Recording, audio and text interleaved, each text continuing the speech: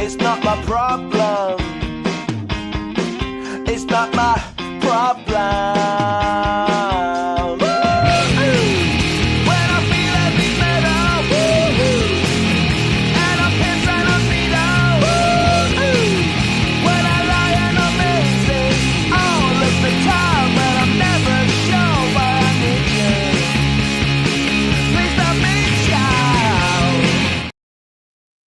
All right. Welcome to the Prospect Podcast, an intimate edition today. Me and Coach D are on with no guest, which could end up being, we'll see how it goes. Could end up being really, or it could be different, right? But yeah, it's, I'm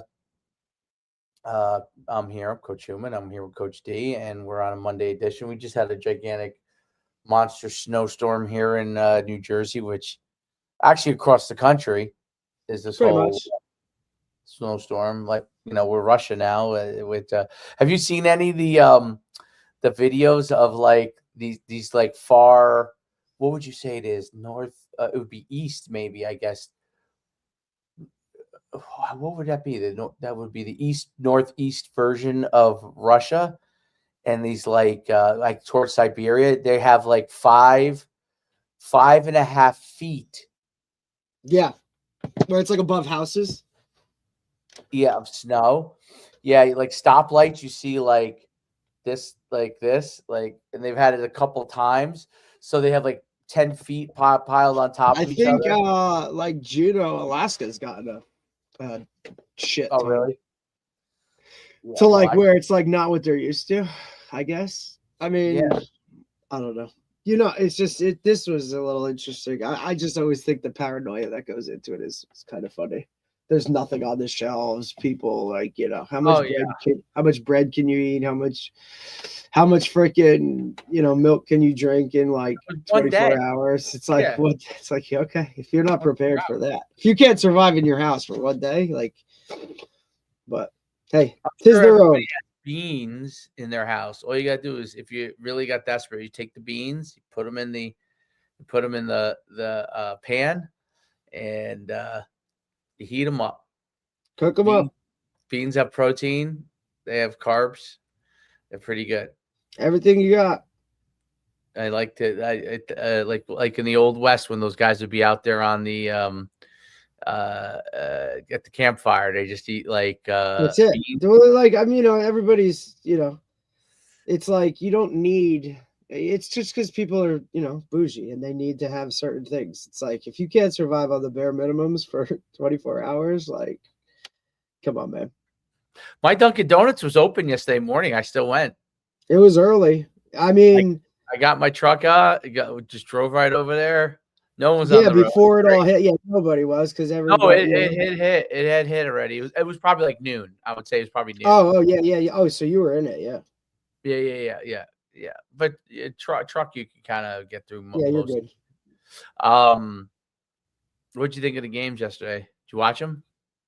I did. Denver was interesting. Like, I don't know. Obviously, kick a field goal. Like, that's just my philosophy. I don't know. Take points when you should have points. And then it snowed. It lost the game. And then because you just don't know like where it's coming from or what's going to happen.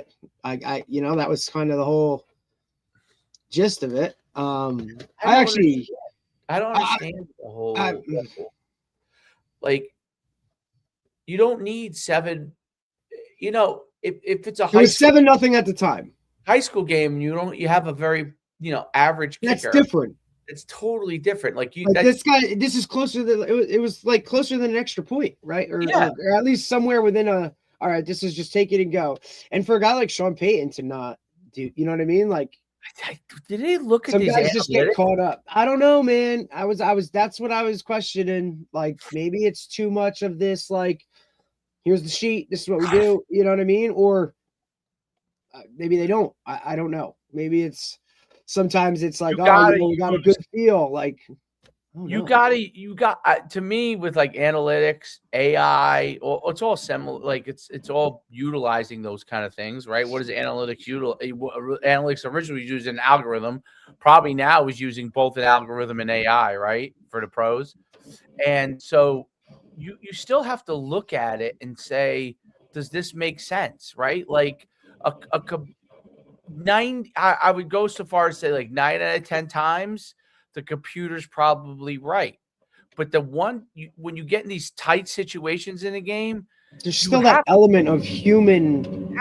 You got to look at it and say, does this make actually rational sense? To add to it, I'm sure there's no way that there's not some guy on the sideline that's like, hey, we're supposed to get snow in an hour or some shit. You know what I'm saying? Like, come on, dude. Like, it's gonna snow in the fourth period. Like it's Denver, so like I don't know, man. Like it's just there's always. That's what I think. Even with all the AI, even with the analytics type of stuff, like there's still that like feel of the game type of flow. How your team, you know what I mean? Like you're going with like, hey, like this isn't our starting quarterback. Maybe we should take the points. To me, it's not even a question, right? Like you flip on the headset and the head coach is like, hey, can we hit this? Like, yeah, it's an extra point. Take the points. Like, but I don't know, man. Everybody's gonna do their own thing. And look, if they won the game, we don't give a shit, right? But because it cost you, I do like the Vrabel story, and I do like the Pats. I hate saying that because for so long it was like but I just think the turnaround. I like Vrabel, though. I really do. I thought he got a shit deal in Tennessee. Right, because he had done well, and because the NFL is just like you could do very well for a bunch of years, and then doesn't matter. They might just get tired of you, or they may tired like a Tomlin, like a traded Tomlin for McCarthy.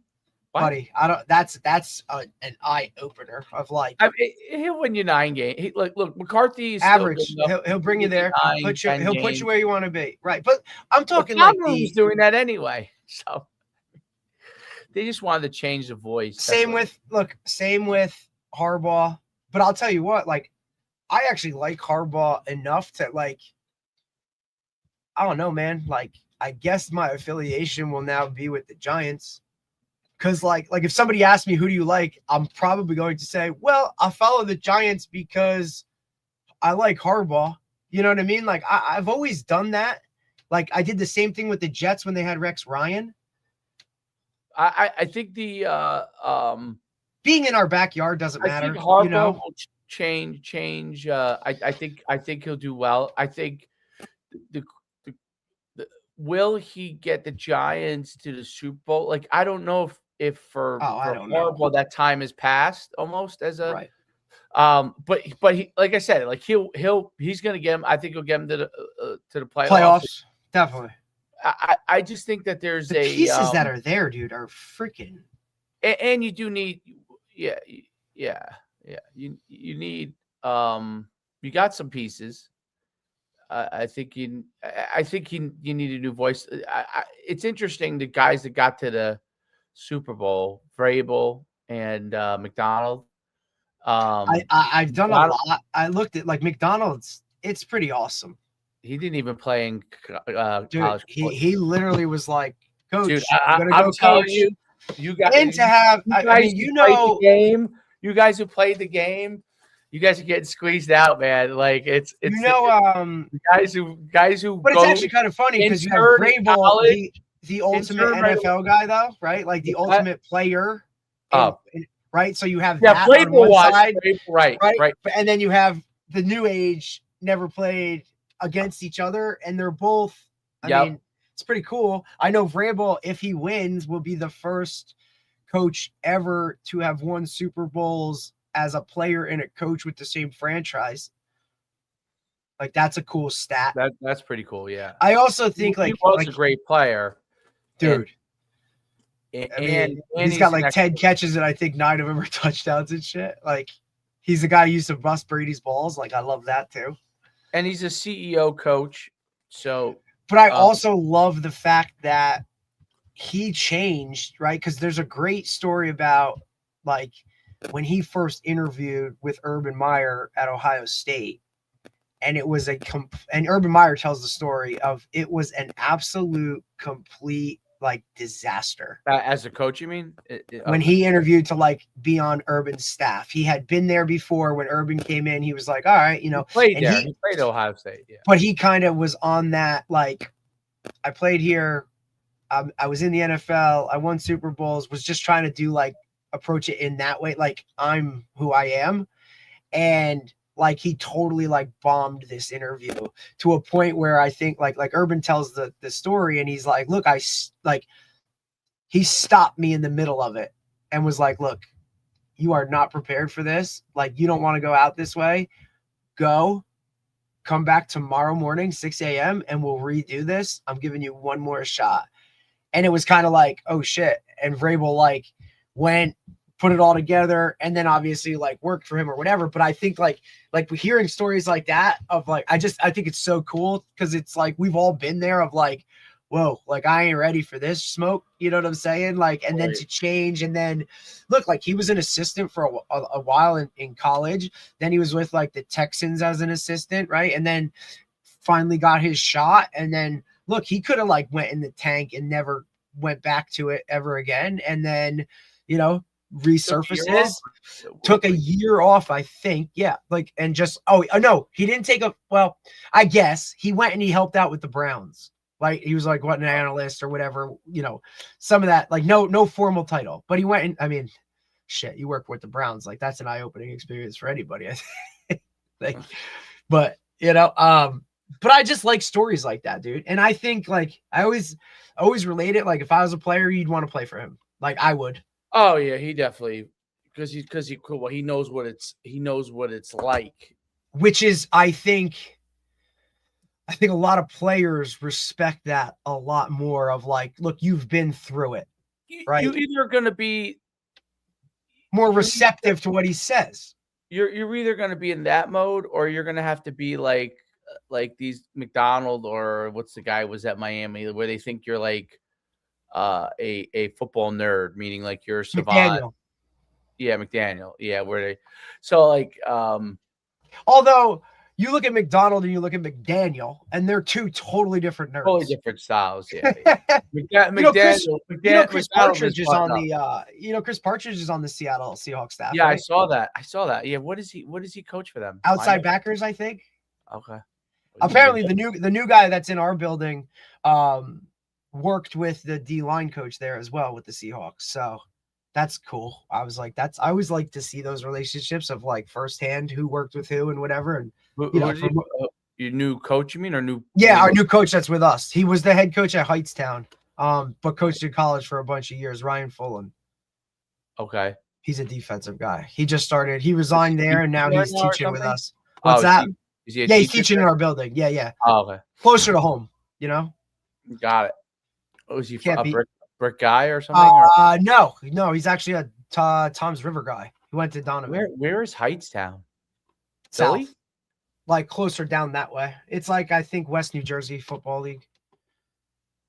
But he was at Wagner for a little while, Cortland. You know, he did the whole college, he did the college gamut for a little bit. Defensive guy. I mean, really an offensive guy. Really an everything guy, but I always like getting head coaches in the building. That's a good thing. He's coaching indoor track right now. That's what he does. He's a correct. Well, he's like an assistant. You know what I mean? He's like, wait, what do we have open here in Brick? Sure, I'll go be an assistant. He's awesome. The explosion of these of the speed guys. Oh my God! Like all over Instagram, it's actually more than it used to be. All the wide receiver. There's still a lot of wide receiver stuff, but like it's all speed guys now, bro. Oh my God, dude, it's unbelievable. I get it. Plyometrics. And I don't know if it's the algorithm. Right? I'm sure the algorithm has something to do with it. Yeah, but at the yeah, I'm same sure it time, is. dude, I'm sure it's feeding us because we're now. I mean, oh, absolutely. I will tell you this. This is a really cool one I got this weekend too. Is Mike Smith hit me up and he said, like, direct quote of like Summerall, the new guy at Florida, Coach, just took over University of Oh, Florida. yeah, Yeah, the new head that's the coach Tulane from guy? Tulane. Yeah. Yep, from Tulane. He goes, buddy, Great. He's great. get ready. He's like, it's gonna be Florida and Miami. He goes, the one who should be really, really nervous is Florida State. Like, Florida State's. I mean, and look, and the second, obviously, Mike hit me up with that and said that to me, you know, now I'm getting all the Florida stuff. And look, he's already like, he's gone in there and he's like they're not allowed, like, there's no Gator logo on any of their winter workout gear. He goes, you got to earn the Gator logo. So he's already like, it's only says Florida or it's like, you know, UF or it's nothing with a Gator logo. So cool. Like, dude, it's better when the Gators are better. Like when the Gators are good, dude, it makes me so happy because I was a Steve Spurrier fan. Like I loved all that, you know, early mid 90s, late 90s, like Danny Werfel, all that kind of stuff, dude. Like I liked all of that. Like I was a Gator fan, I think, before I was a Miami fan. So I think, you know, that's going to be a really cool thing if he can bring it back and sustain it until he just gets a better job, I'm sure. But, you know, like to hear Mike say that, you know, because I know Mike's a really tough critic when it comes to it, and he's been around it, obviously, with all those types of players and whatnot. But he must have had guys that were there on visits this weekend and whatnot. And he was like, look, it's just, I can already tell, like, it's going to be different. It's not just the same old of those guys that have gone in and, you know, the Rolodex of Florida Gator coaches in the last couple of years. They had some big names, but it wasn't like. And I know they're putting money into the stadium, like up in all. Yeah, I mean, because it's like, dude, I mean, I was there back in the day, like, and it's kind of, you know, older, but you know what I mean? And you know how all these stadiums are now, dude. I mean, Penn State just put a lot of money into it. Like that stuff. I mean, hell, most of the guys we talk about how the facilities are a big piece to the puzzle nowadays, right? And we all know that, like, same type of thing. And I did see too that UConn has like 70-something new dudes on the roster, or 55 dudes on the the new head coach announced like a whole, like, dude, there was like, I think it was like 50 new names on the roster. Oh yeah, I'm sure. I'm sure. I mean, they got some bigger prospects, but they that's going to be key for them. Yeah, their schedule is a little better this year. I mean, last year their schedule was like a cakewalk. So, if they didn't win 9 games. But I think that's part of like building it up. You know what I'm saying? Like, obviously, you got to schedule, like, you know, you got to play your conference and whatever that is. But I think those out of conference games or out of division games, well, they're independent, right? Yeah, they that's the issue. That's hard in itself. Have to get in the conference. They have to get in the conference. Do you think they're more like ACC? Yeah, they should go. They should be in the ACC. They should be in the ACC. Actually, the truth is, no doubt. The truth is, I hate to say this, but like Rutgers is so bad, and I'm not just talking about football. Maybe basketball. Maybe last year they were terrible at basketball. I don't know if they're terrible this year again, but they're not very good at basketball. They're not adding to the Big Ten. Like UConn, legitimately. If anything, they're taking away. If we were in this is the difference between UConn and Rutgers, bar none. Because of Rutgers, the way New Jersey people are, okay, and the way they view Rutgers, it's always going to be hard, right? Am I wrong? Am I right? It's always going to be hard. Like, unless they figured out a way to change Rutgers' name to make it more Jersey pride-ish type of deal, I don't know how you do it. I don't know how you do it. So I don't know. I think the State University of New Jersey, right? Like they've tried to like throw that in there and whatnot, but like, dude, like it's just a really hard history to overcome of just not good ball. I don't know any other way to put it. You know what I'm saying? Yeah, it is. Indiana did it though, but so it can be done. You have to have enough money. You have to have enough interest. But Indiana The could big rely. difference in Indiana is a state. So the big difference between New Jersey and Indiana, even though New Jersey football in high schools is Indiana, good, even though it's not the same sport, they they had basketball as a winning tradition to rely on. Correct. Right. That's why I think UConn. So that's my rationale for UConn. UConn can use men's UConn or has women's men's and women's basketball. They would be the best in the Big Ten if they came right in there. Wouldn't matter. And both women and men. I see something that probably Hurley would was end up getting more recruits. They would probably get even more. They're getting all the recruits in there in the crappy Big East. They would get. Do you remember what the Big East used to be for hoops? Though, bro? I used to be, yeah, because when it had the football schools, it was better. When it had Pittsburgh, when it had Miami, when it had who am I missing? You had Rutgers, Syracuse, and then you had like your basketball only schools like Georgetown, Villanova, Seton Hall, Villanova. Like you won the remember those Big East tournaments at Madison Square Garden? Like, dude, it's not like, the same.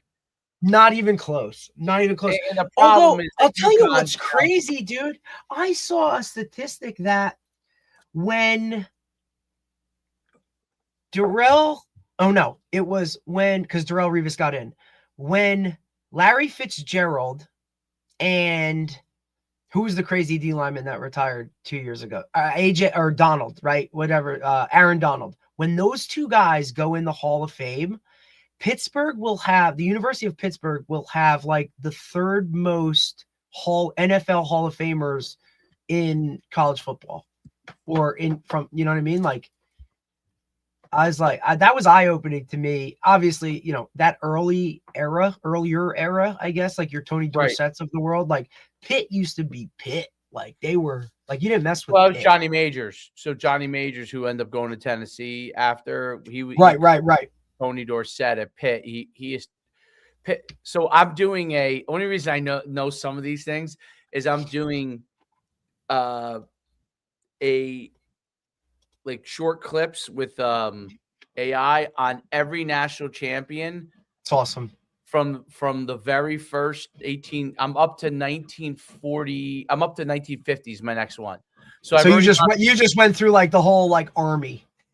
Yes. No, right. 1870.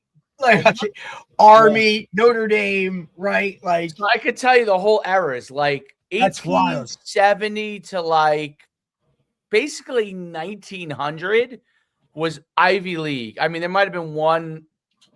Well, because obviously Michigan that's where it all won started, right? Like that's there. where it all really kind of started there.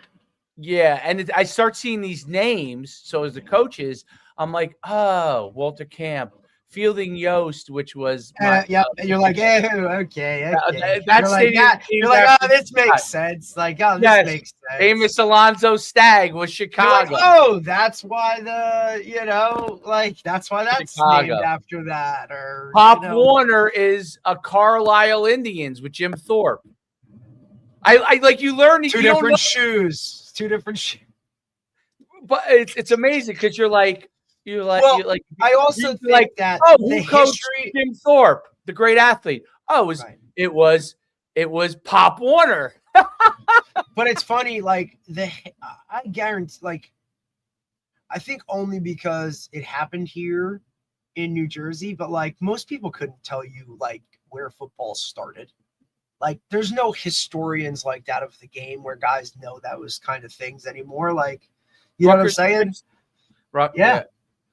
Or just like the whole like Teddy Roosevelt thing of like he had to literally go in and be like, look, fellas, like we got to change this game because like there's too many people. Like people are dying. Like we've had how many fatalities in this game? Like let's change. Like we got to change something. Yeah, that was like the University of Chicago used that stuff. That was Amos Alonzo Stagg.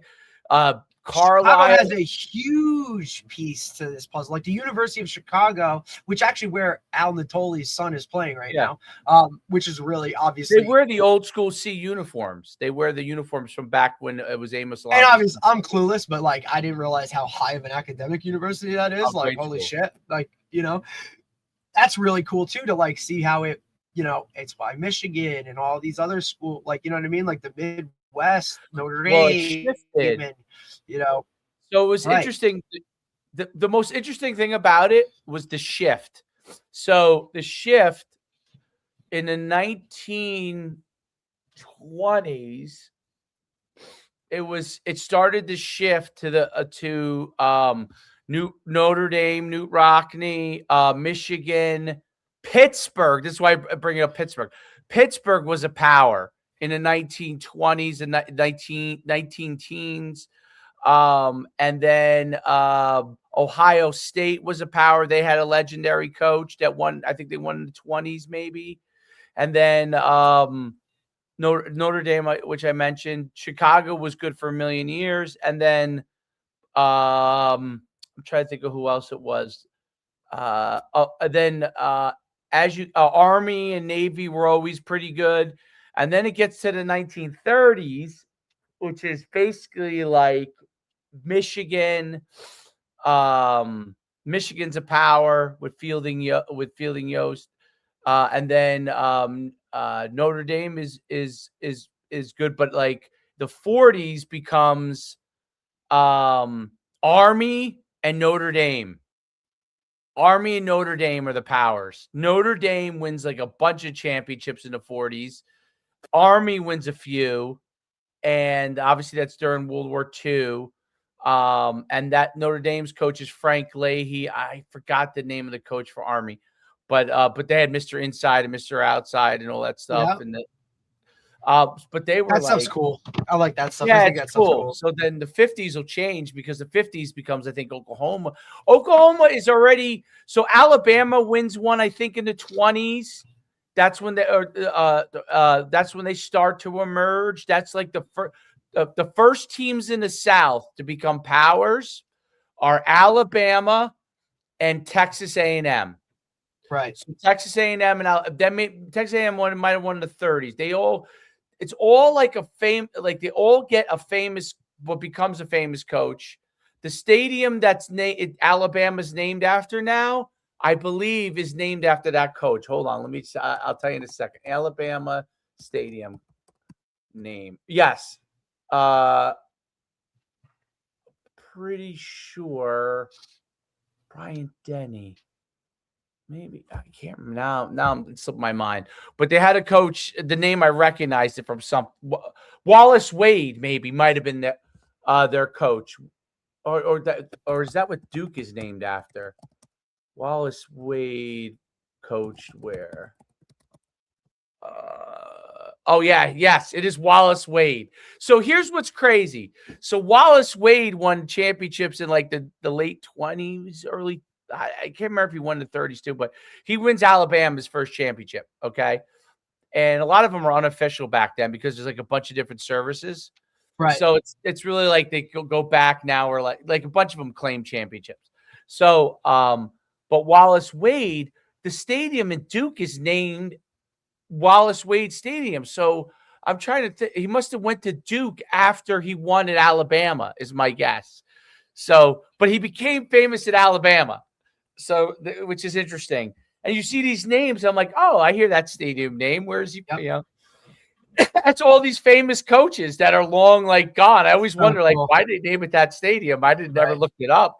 And all of a sudden, I'm doing this thing, and it's like, oh wow, this guy was the coach. You're like, oh, that's why. Yep. So it's very interesting. The 50s, I think, is becomes Oklahoma. Right. And they kind of have their, like, welcome to the table. That's their start. Yep. But it's very interesting because Newt Rockne basically was the first to use the forward pass and like tempo. Yes. And that just changed everything from that jump from there. Yeah, and then there was now it slips my mind, but someone invented the single wing. It was, I can't remember if it was Texas A&M. It might have been. And Now, is that Texas A&M with Bear Bryant? no, but Like this Junction is before, Boys? this is before Bear Bryant. So Bear Bryant's the 50s, I want to say, comes in there. I'm not up to That's cool, them yet. But yeah, that surprised me because I always thought that he was the first to win was Bear Bryant because I just didn't know. But it was what's this? I think this guy's name was a fairly famous name too. Who was it again? It was in the third. It was 1939 that they won. It was Yeah, so you're like smack in the middle of World War II. right. What the hell is his name? Homer. What year? It was Homer Norton. You know what? But I think he like invented like the single wing or something like that. I want to say he was single wing. You said you're where at the 50s? I'm not. I just finished 49, so I'm up to. I don't know if I posted. So now 49. you got like. I'm up to the 50s. Like, yeah, so like 50 is Oklahoma, 51 is Tennessee.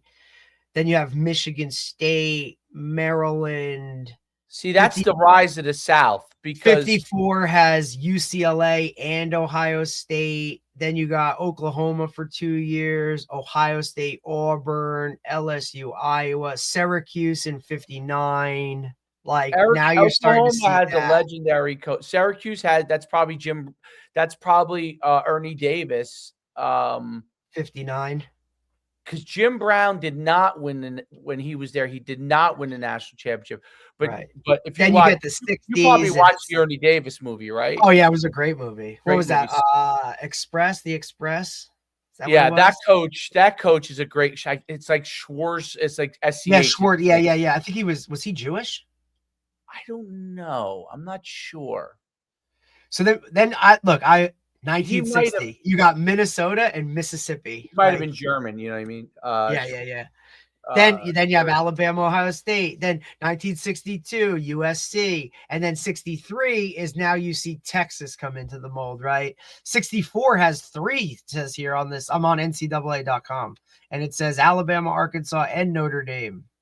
Then you have Michigan. That sounds Jewish. That's it.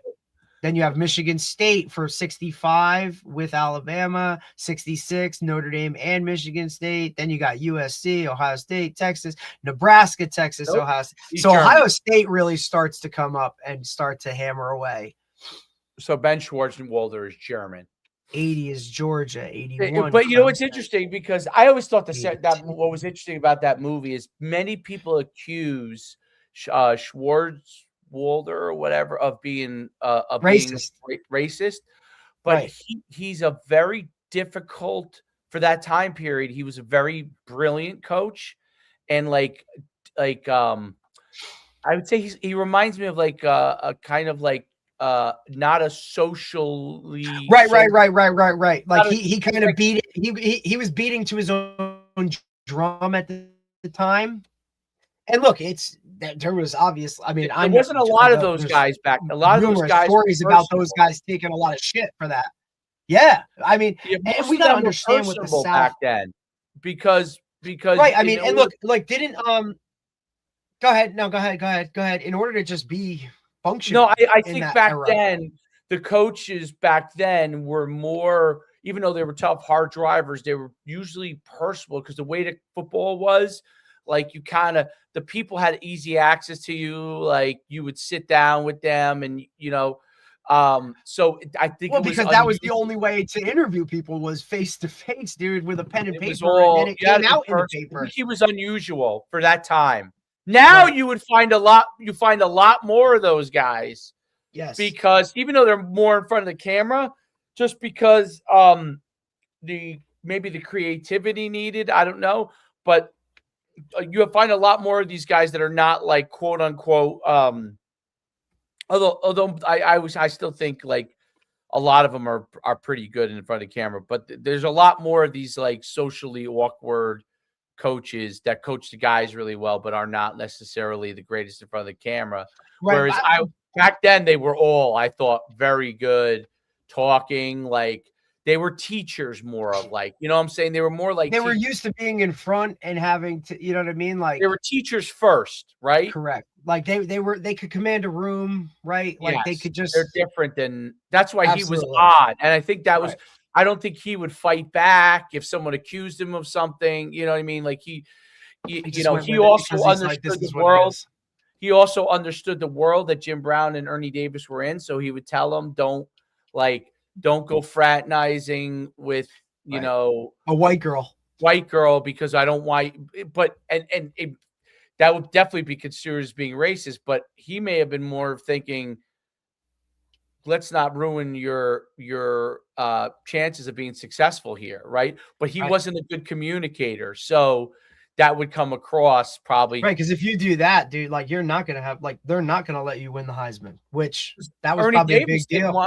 Ernie Davis didn't really want to go there because of that reputation, but Jim Brown was like, No, go here. you should go here. Like this guy, like he may be some of these things, but he's gonna help you get to where you want to be. I mean, Jim Brown. I don't know why they haven't done a movie on Jim Brown. He's an amazing, amazing Lacrosse, baby. not just athlete, but like what he did in life was amazing. Like, you know, like he would push I at first to help I black only people. He really yeah, pushed. dude, I just knew him as But he like was also tough on them too. He was also tough on them, but he would push to help them, and like I mean, he was shit, one of the he's like first people. he did a lot of movies and stuff. He did movies. He left football to be an actor. He was such a he's such a unique person, you like know, a like Renaissance man before that was yes, the normal shit to do. Like he had other interests other than fascinating. like, yeah, dude, it's really cool. I think He that did shit's like really cool. I know it sounds crazy. He did like an almost nude layout on a cover magazine, you Like know, like a play girl. you know they had to make sure they had a book big enough to cover everything. Yeah, dude, I mean, but he was also like physical specimen of like he was a monster.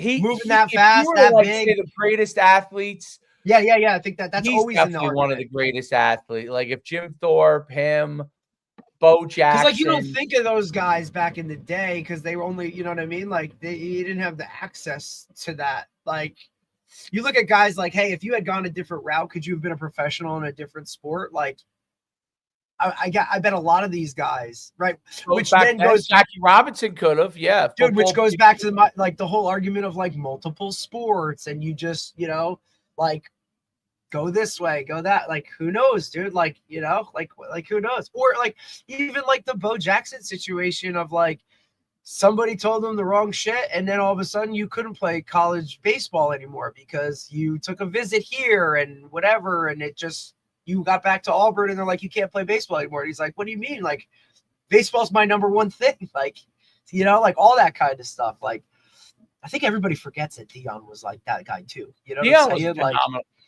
freak of nature, dude. Like playing in a freaking football game and then going and playing in a playoff game for baseball. Like, guys don't understand how hard this shit is. Like, like you guys focus on one sport in 6th grade and can't do both. Like these guys are doing it in the league. Like, wow.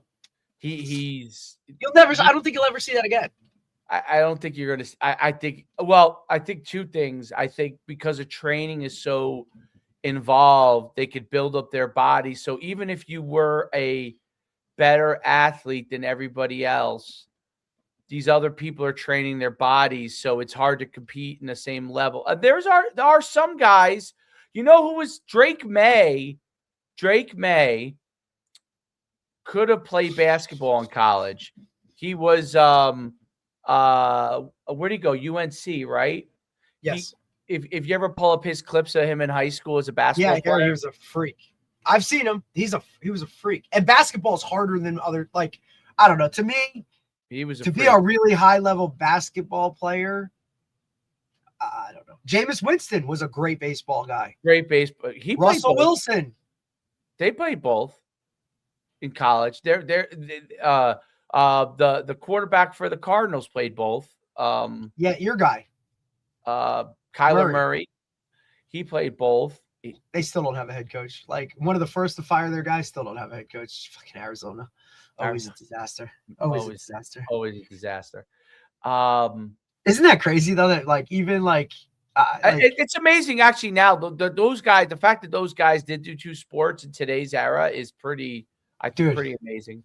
I think baseball, football is possible still. And we don't talk about guys that are high level like track Charlie guys. Ward, dude. Now that's a whole. But that's the 90s. That was still possible then. Like I said, look at Santana Moss running track at Miami. Like I think you do football track or football baseball. I was just gonna say because of I think the seasons and how they don't really smash into each other. Because if you think about basketball and football, like college basketball, I mean, dude, they're doing Midnight Madness on Halloween.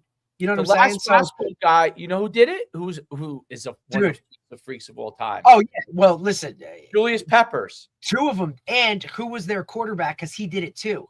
The quarterback at the time, Curry, Ronald Curry. So that was when Duke, North Carolina was like Shane Battier, and you know what I mean. Like that was I remember that being like, this guy's. I remember like looking at this freak Peppers and being like, that dude's a freak, and they're like, yeah, he's like one of the best defensive linemen, like in college football. And know what he was in his position was in high school? He was a tailback. Who else was I? You remember DJ Williams, outside linebacker for the Broncos, was a University of Miami guy. He went to Long Beach Poly. Apparently, he was an unbelievable running back in high school. Yes, that's what he was. He went there as a running back, like number 1 recruit. But listen, when you get there and it's Frank Gore, Clinton Portis, Willis McGahee. They made him a fullback. Just like our buddy Wilbur Valdez from Union City. Yeah. Like, hey, you're the best running back in Jersey from Hoboken, but you go down here and you're blocking for Edgerrin James. Like, okay. And then, hey, go be a linebacker. Valdez's story and your story are literally like carbon copies. Yes, he just played at a higher level. But yes. Must have been that Hoboken. And also Hoboken wasn't Group 1 Hoboken back then. was a small school back then. They were Group 1. Dude. Well, I brought up on our podcast. I think I remember Hoboken playing Ramapo when Sims was there. Is he my age or is he younger? Mid-90s. Mid-90s. Oh, he might be a little younger than me then. A little younger than you, I think. So when I was in high school, Hoboken had a running back. He was a little older than me. I don't know what happened to him. He went to Division 1 but didn't work out. His name was also had a really good quarterback. Rashard Casey. Right? He had this guy Rashard. Yeah, they had Parlavecchio? No. Quarterback was Didn't he go to Notre Dame? The running back was this kid Rashard Casey. And I remember seeing the stats because like I would always look up, where I rank in the touchdowns. And I saw in one game, Rashard Casey in one game, scored 9 touchdowns. Jesus, dude. He scored. I wonder if that was at the time was maybe the state record. I don't know if it still is, but he scored 9 touchdowns. I remember seeing that and I was like, wow, I guess I'm not really not going to be close to the touchdown competition. So, but yeah, like since he scored 9 in a game and I'm like, if I got 2 in a game, I was like, this was great, So he scored 9 a game. I couldn't believe it. I couldn't believe when I saw that, when I just saw like 9 in the game. The only thing I thought was either A, he was so much better than everybody else, or B, whoever they played was just god awful. When you start diving into some of that stuff, dude, like I think it's really funny. Like, and now look, like you'll remember some of the names and whatnot, like career rushing yards in the state of New Jersey, like 7,500 by Joe Martinick Hapakon. Oh, he was unbelievable. But he was I can remember him being a freak show track kid, right? Yeah, he threw the javelin like 200 feet. That's what I'm saying. Like, and he ran the 100 in like 10-9. Single season touchdowns, 46. Who's that? Is that him? Naeem Mayfield from Manalapan, 2017. I don't even know who that is. Single game touchdowns, 12. 12. Who did that? George Jeffries, Asbury Park, 1920. 1920. I wouldn't know who that is, obviously. Thank you, AI. Asbury Park probably back in the day was Could you imagine what they used to be back in the day? because there probably wasn't high schools, as many high 100%. schools. So they probably all went to Asbury Park High School. George Jefferson. They have on their stadium when you Look, come into Asbury Park. I always still like It's a I get great all stadium. I get all jacked. I still get all jacked up because like, you know, I still have a record at Butler and I think it's like, you know, I I'm have like touchdowns, right? I have career interceptions. Oh, I'm like, damn, I had that many, you know, like, but I was like, but then you look back and I'm like, yeah, well, like everybody always had to throw because we were winning. You know what I mean? So like I had more opportunities of doing it, right? And I started, you know, every year I was there. So just that in itself, you know what I'm saying? Like, even for how much people throw the ball now, like there ain't that I don't know. Like I doubt it, but it's one of those that's like, oh, I wonder if it'll, you know, hold up. Or you kind of look at like the year rushing. to year. Like this year, the season leader for rushing yards this season was a kid from Livingston, and he had 2,300. Who really? Who was that? Was Livingston good? Abel Paul. How about the passing yards? Kid from Sparta, Shane Hoover, 2,400. 2,400 is the leader. That's not that. That's not that. That's what I'm saying. It's kind of like okay. Older records. It's like I mean, when Micah Ford was in high school, he rushed for like 2,500 every year. Every year. I don't know what his total numbers are, but they were sick. I remember looking. Obviously, well, who do you think has the most career touchdowns in the state? Shore guy. My era. Your era. Did he go big time or something? Oh, he did. Think of your town. Oh, I know who it is. It's Marino. 128. He had 128 touchdowns in his high school career. Yeah, I don't think I had over 20. I had 28 in my high school career. I never scored touchdowns, dude. It's fast enough. You're a receiver. You're right. Were you running back or receiver? I thought you were receiver. Yeah.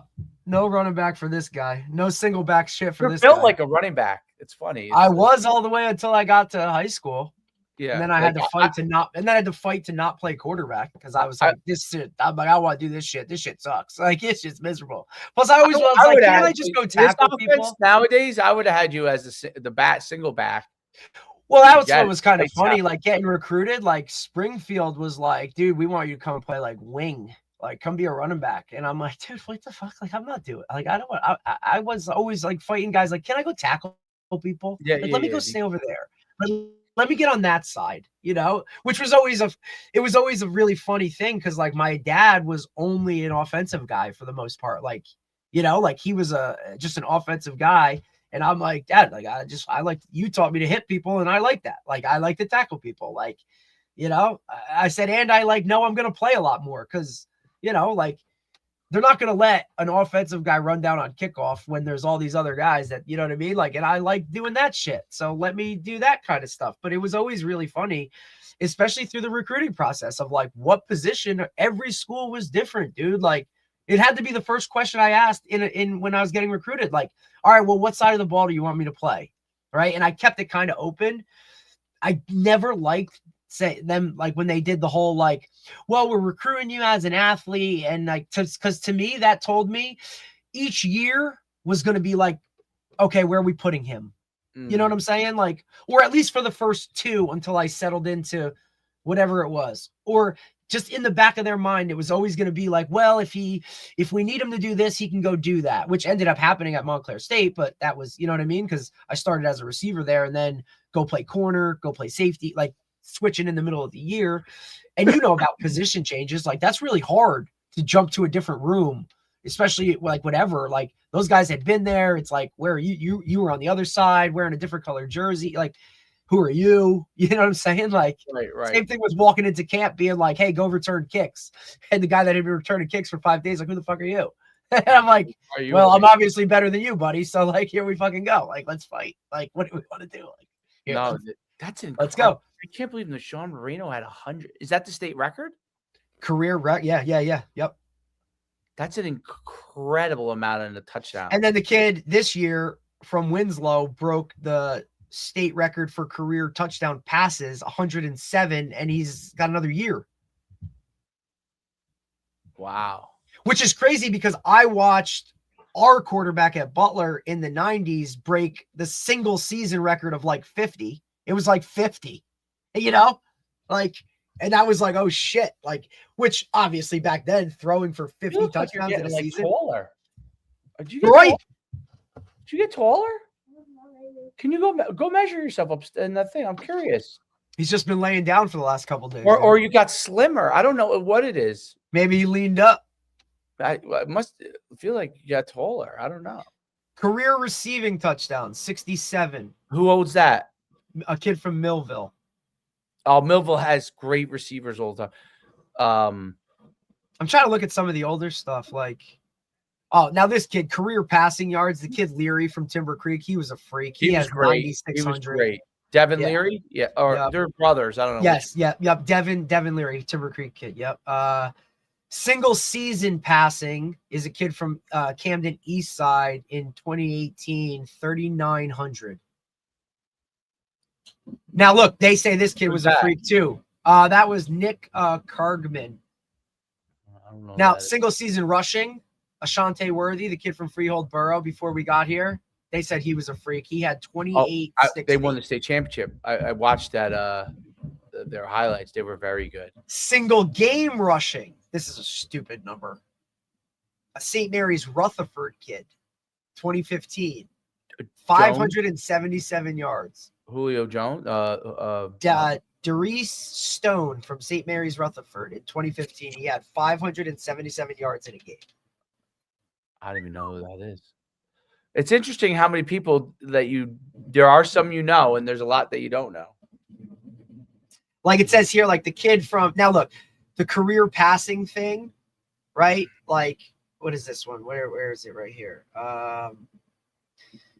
No, it's a career. Yes, they're actually approaching historic marks, right? Like the quarterback at Hun, right? The kid Lucas Proc, he has 4,300 passing. He had 4,300 passing yards in 2025, but because Hun school is the Hun school, they don't count it.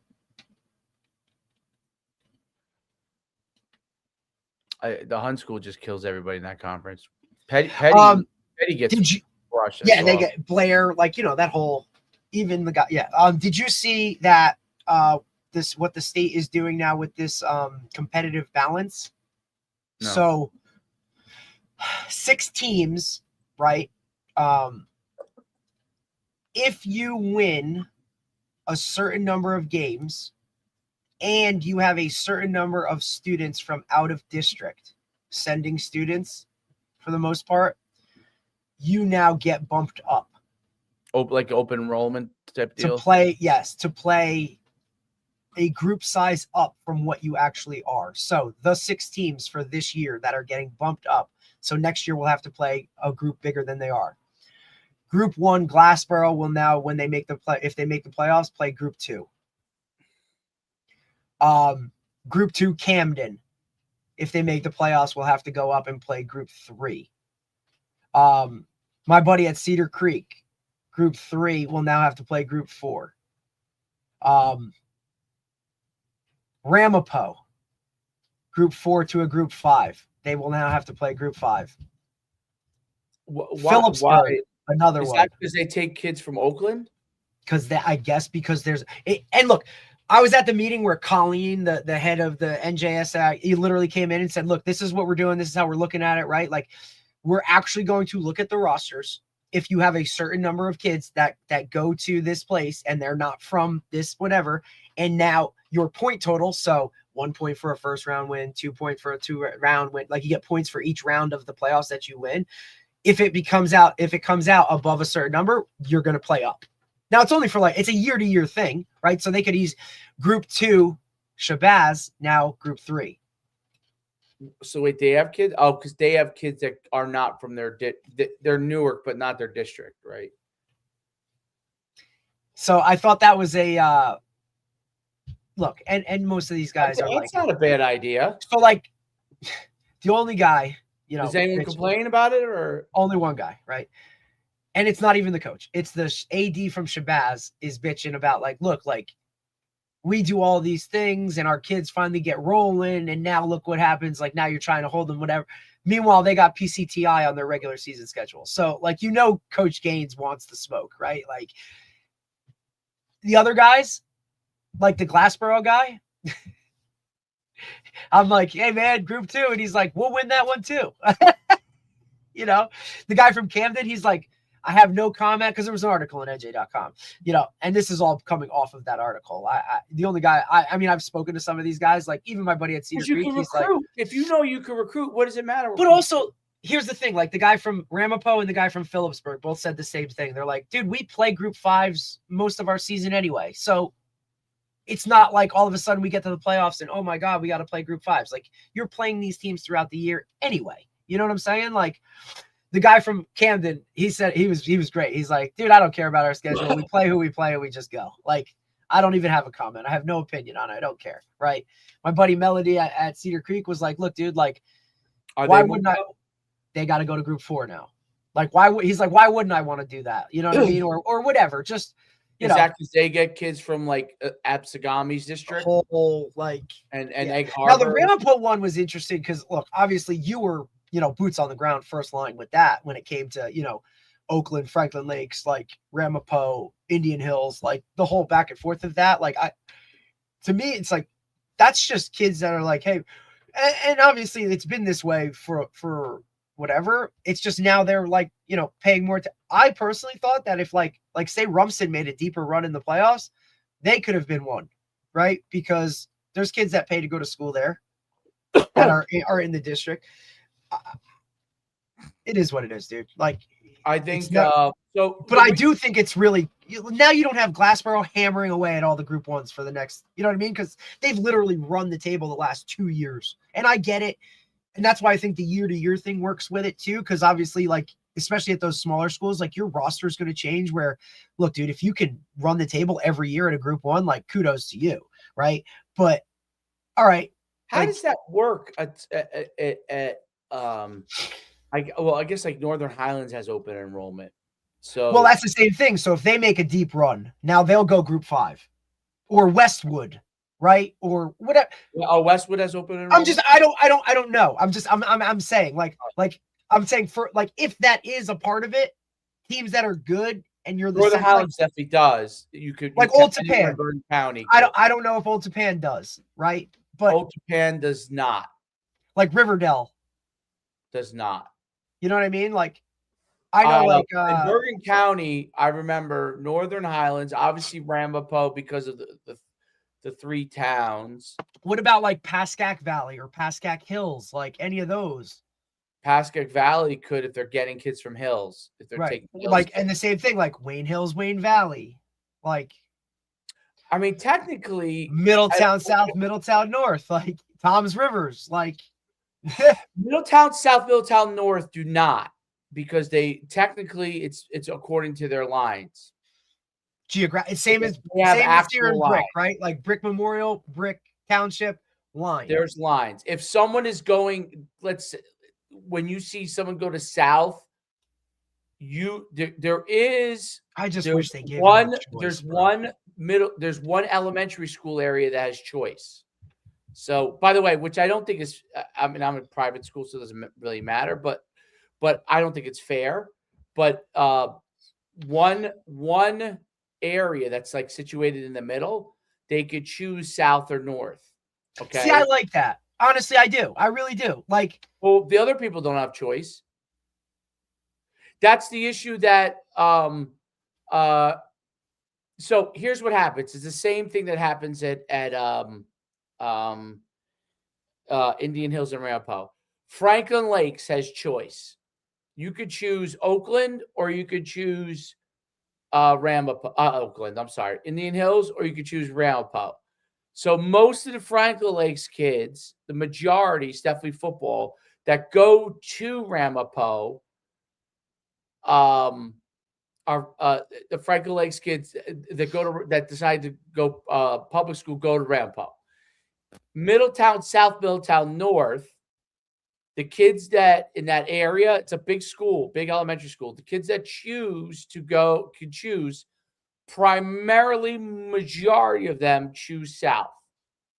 So what you get is now it has not in the last couple of years made a difference, football wise, because North is better, I guess, right?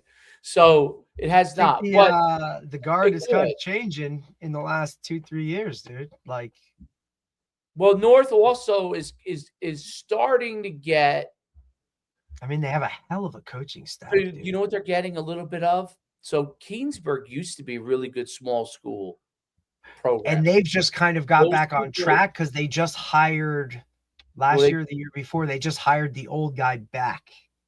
So that the stability will get back. You know what I mean? Well, what's happened is because Keensburg, the old Keensburg people move out. Okay. Yeah. Where are they moving up and out towards? That side of Middletown. It's why I don't. So now Middletown's getting a lot more of those people too. So it's why I think you've seen Manalapan on a bit of a resurgence, Wall on a bit of a resurgence. I think but you know what I mean. Like, I mean, shit, they were like number 1 in the state a couple of years when we were first getting here, right? Like, and then obviously everything went down. But like, it's why I find it really hard to understand why like Colts Neck isn't good. Now, Colts Neck might be too far up. You know what I'm saying? Colts Neck, it's because they could choose there. So Colts and Neck. Are you going to go to Colts Neck, or are you going to go to, you know what I mean? It's Colts Neck, Howell. I want to say, dude, Howell's like a Manalapan, maybe. I don't know. There's like three. They're all in that Freehold district, right? Like they're all in that. Yes. Well, Freehold's a separate district, but they're in their own district. Well, that is why that my head coach, in his philosophy of how things should be and how the divisions are broken up, all of those schools where that Jewish holiday of you can't practice on Wednesday, Thursday, Friday of that week should be in one division, because your school schedules are going to align up better. You know what I mean? So like, look, now you guys just get in, and now you don't have to ask me to play on this Saturday morning or whatever it is. Like your Manalapans, your Colts Necks, your Freeholds, like they all might not be in the same district, but they all have to follow those rules. Huh? I'm sure Middletown has the same thing. Right. It's just, I don't know. It's never going to be a perfect group. Marlboro, Howell, you know what I mean? Like, the Shore is just different. Well, I think the scheduling of changing every year is kind of it basically ends up happening that like there's just you never get a home and home. Like, teams are always at the bottom. Certain teams are always at the top. The middle moves a lot.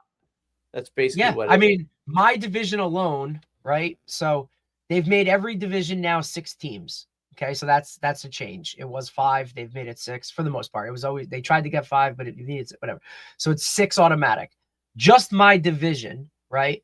Southern bumps up, right? They win it, and they've always won it, and they, so now they go up. They got to play the big dogs now.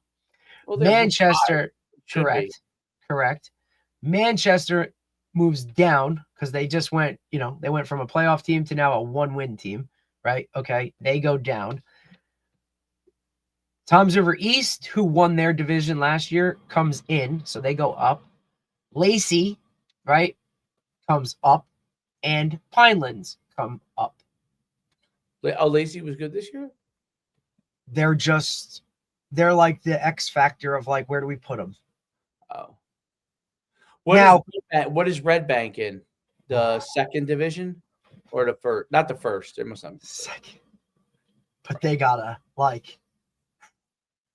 they're with Mid-South, Mid-North. Oh, Mid-South's in the second division? They're bumped down. Wow. Is North in this top division still? They're in that second tier one. So who's the top? Red Bank, Catholic. Red Bank Catholic, Rumson, who's only a group 2. Brick Memorial, Brick Memorial. They bumped up. Homedale. Brick Memorial was in it this year. That's gonna be tough for Homedale this year. Dude, Homedale, which is why a lot of the argument of you need to look at rosters year to year, right? And not go off of what it was, right? Like Toms River North. We know they were a hammer for however long. But you knew coming into this year, they weren't going to be exactly what they were. You know what I mean? Why don't they just do every 2 years?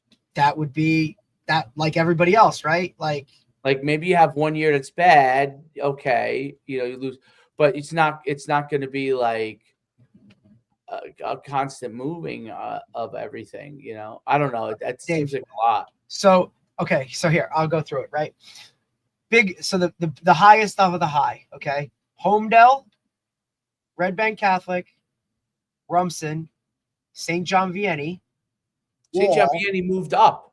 Wall, and Manalapan. It's actually not that strong of a division. It's okay. Class A South. Manalapan's going to be good, I think, this year. Here's the other high one. Brick Memorial, Donovan Catholic, Jackson, which is now remembered those two high schools smashed together. They're one big one. They should be. Point Borough, Southern, Toms River North.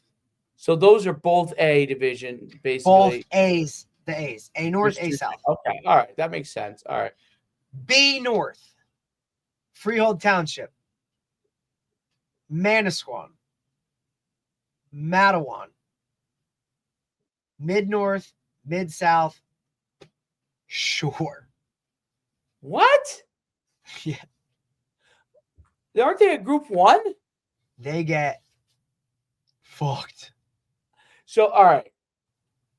You should also account group size. Should also be an accountability. It is the least factored in thing anymore because the PowerPoint algorithm using group size to benefit you, right? Like if you're a 2 and you play a 5, get whatever, it's not as big of a percentage as it used to be. Like, remember, we used to do that all the time, right? Like, oh shit, we're a 2, let's play a 4. It's how at Butler. Dude. Well, most of the teams in that B aren't that. Matawan has some players this year. Dude, Donovan? Oh, no, I'm sorry. Like, Manasquan. Always. Matawan has a young QB, and they made a deep run. Right? Mid-North, Mid-South. Like, you just have some. And Freehold's Township is a 5. Now, like I said, my group, right? B South, which is middle tier. Okay. It's us, Central, who is probably the team to beat. Lacey, Pinelands, who brings everybody back and was a really good game for us. Like Toms River East, who just won the lower division, and Toms River South. So to me, I think our division is literally it's exactly what it should be. You know what I'm saying? Because everybody's pretty much the same size. You're all around the same, whatever it is. I mean, for us, in comparison to who we had to play last year, dude, last year we played Manalapan, who's big time. Now we'll always play Memorial because it's the other side of town, type thing. They're in the biggest, you know what I'm saying? Southern, they're in the big. So 3 of the games we played last year were of top dogs, right? Regardless of size or whatever. Now, drop it down one more. Now you have Red Bank, they should rock this thing, right? They dropped down even. They're in the third. They're in the third thing. It's Howell, Marlboro, Neptune, Ocean, Raritan, Red Bank. If you were still a head coach at Red Bank, you'd be like, oh, okay, let's go. Okay. Now, Neptune had a run in the playoffs. I saw Flora, by the way, ran a combine or something. Yeah, so he did something with his thing, like they did it up north or something. Who else did their big one this weekend too? There was another big one that Prep Red Zone ran their big one this weekend over in Jackson. Younger came on. No prolific guys were there though. No, they're in. I think they're down in Florida. They're in Miami. The only time I actually would want to be with them would have been this weekend. But how about like Miami? Dave, listen to some of these teams that are in the bottom of the bottom, right? Asbury Park, okay, Group 1. Barnegat, Colts Neck, Long Branch, Manchester, and Monmouth. That's the bottom. The other one is the other bottom one. Or actually, no, that's considered D, right? So they go A, B, C, D based off of what it is, right? So the class D is obviously that's the lowest. The one above that, like C South, that's Freehold Borough, Keensburg, Keyport, Lakewood, New Egypt, Point Beach. Group 3, no, well, Freehold's a 4, right? 4, 1, 1. Lakewood is a group 5, but disaster. Maybe 20-something kids on the roster. No head coach right now. New Egypt, Point Beach. 2 group 1. So it's basically a group 1 division. But Barnegat, Colts Neck, like I'm telling you, dude, we played Long Branch this year. It's not the Long Branch that we played. They're done. Tough place, dude. Well, I just think you need somebody that's going to go in there, and all these places need that. And some of it makes it very. But even like your hometown area, a lot of like, you know what I mean? Like Wallington's got a new guy. You mean Saddlebrook? You mean? Yeah, I'm saying, but like that area, you know what I'm saying? Like I'm telling that Bergen County, smaller, whatever. Like Wallington's got a new guy. Like some of those, like, and even last year, like you saw some changes with, you know, Woodridge, Park Ridge, like some of these places, like it's just a constant. By the way, I'll give you we were talking earlier about. Did you see Bertola did a clinic too? Oh yeah, he sent me. I couldn't make it. He's at a bar. It looked like it was probably a fun time. Oh, I couldn't even imagine with him. Come on, dude. Probably a good time. A little bit of learning, a little bit of drinking, a little more drinking than learning. What was I gonna say? What was with Al? I think it was Al Don Maleri, who was my DC at Indian Hills the 1 year, and then Guy, and then all those guys coached me actually. It's wild. All 3 doing a clinic coached me at one point. What was I gonna say? I was gonna say something. I forgot what was interesting about. So speaking of like the speed and like the speed stuff. So the guy who's the all-time leading rusher at Saddlebrook played for Leo. Okay, his name was I can't believe I forgot his name. His father was actually my youth coach back in the day. In like midnight. When my era or after? It's after you. I want to say it's like 2010, 11. I was going to say like 10, 11, 12-ish, like somewhere when I was actually teaching there. May have been. He was a wild kid, but I can't believe I forgot his name. Damn it. You know what? It had to be. No, yeah. He was there when we went to the state championship. He was a senior. So 2012. 2012. Because we lost to them in overtime in a crazy game. And he scored a touchdown in overtime against us. And we were down 14-0 at halftime. And at the end of the half, we ended the end of the half on the 1-yard line. Because we snapped it over our quarterback's head, and we didn't get in. And then we came back. We scored 2 touchdowns. We get 14-14. And then we basically ran out of time. We were driving again. They got the ball though, and this kid was such a good running back. It was the only thing I didn't want to go to overtime. Maneri? What was it? Maneri? No, Maneri's my when I was coaching. I know. I think, but there was like a lot of them. Well, there were two. There were three. One was. Oh, that's right. That's right. Dude, there was like a whole family. Jacobson. That's the name. Jacobson.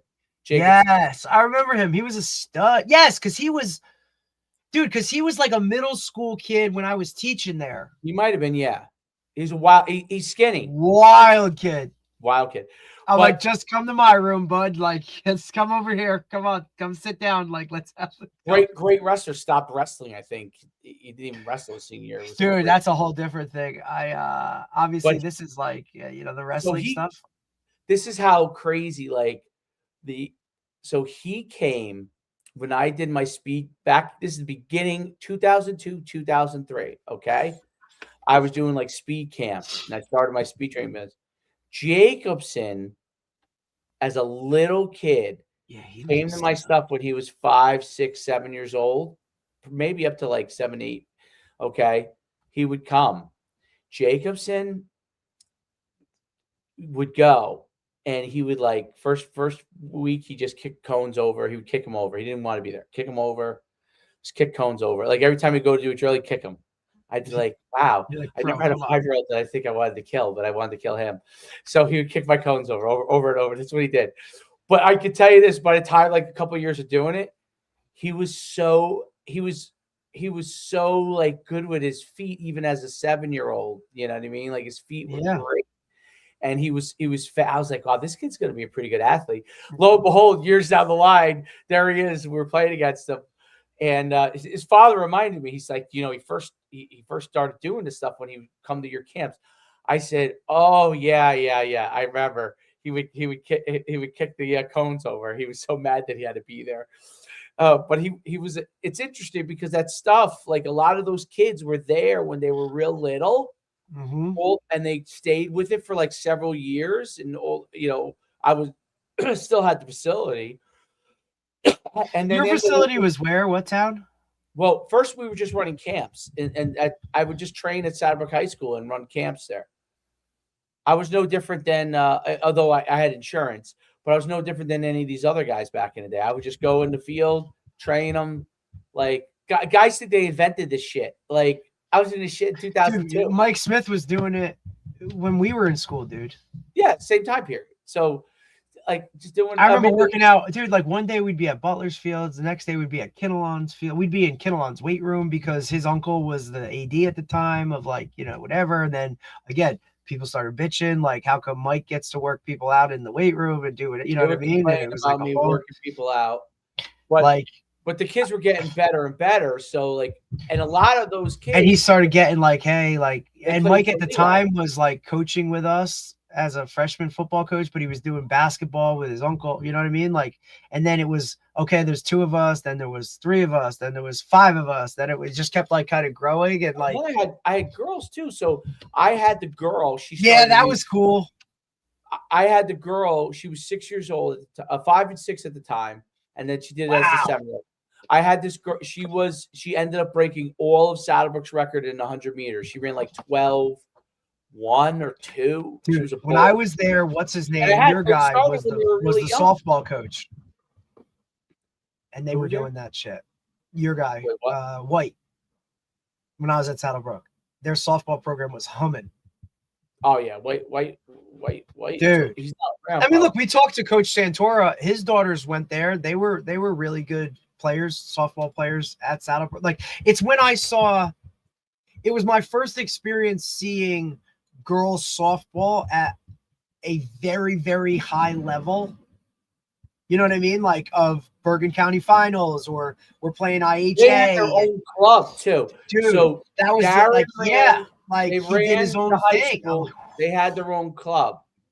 And I immediately flocked to that. I was like, hey coach, nice to meet you. You know what I mean? I'm here but I'm coaching at Bosco and this and that. I didn't know him as a football guy. I only knew him as a softball coach. He wasn't doing football anymore. Yeah. Right. It was Leo. And that was a hard thing too, because we had the kid at Bosco, Isaiah Hill, who was a Saddlebrook kid, and his younger brother was in middle school. He ended up going to Buffalo, the younger one.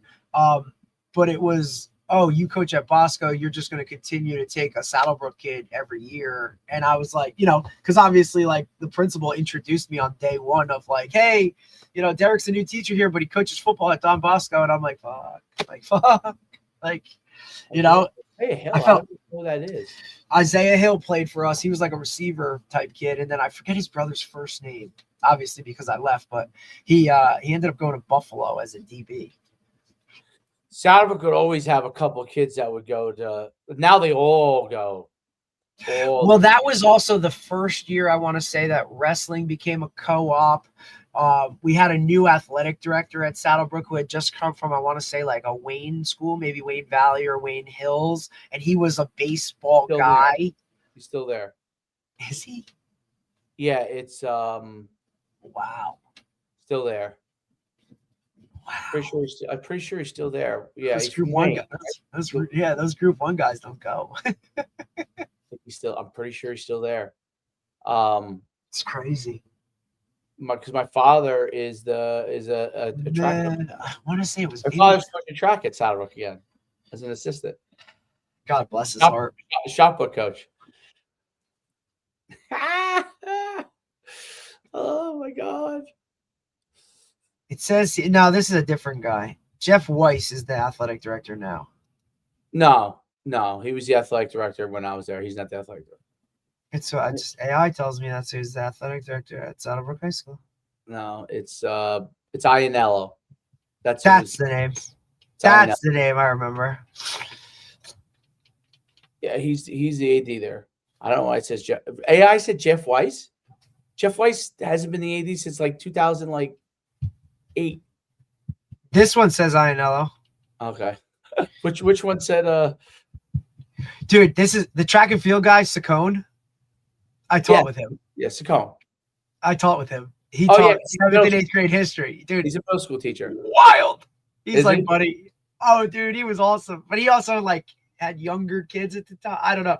It was his kids are adult. His kids are dude. As a first year teacher, like try to balance coaching and just figure out that world in itself of like he was a trip, bro. He's like, buddy, you ain't got to do all this. Like, you know what I mean? Like, hey, let me show you how to get this done and still be efficient with it. Cause he was a really good teacher. Kids loved him, obviously, but like really good teacher. And I love that too. Like I love that teaching part of it. Like I actually like I loved history. I loved teaching the subject, and like teaching actually mattered to me, whereas some guys like just used it for whatever. But it's funny, like the boys lacrosse coach at Saddlebrook, like I taught with his mom taught 7th grade geography with me. And this kid was like a baby at the time. And now he's the head lacrosse coach. Like, you know what I mean? Like, it's funny to see those things and how you kind of, if guys are still there or whatever, like, it's just, what was really good when I was at Saddlebrook, bro, was basketball. Like, they had a couple, like, pretty good players. Galenius was probably the head coach back then.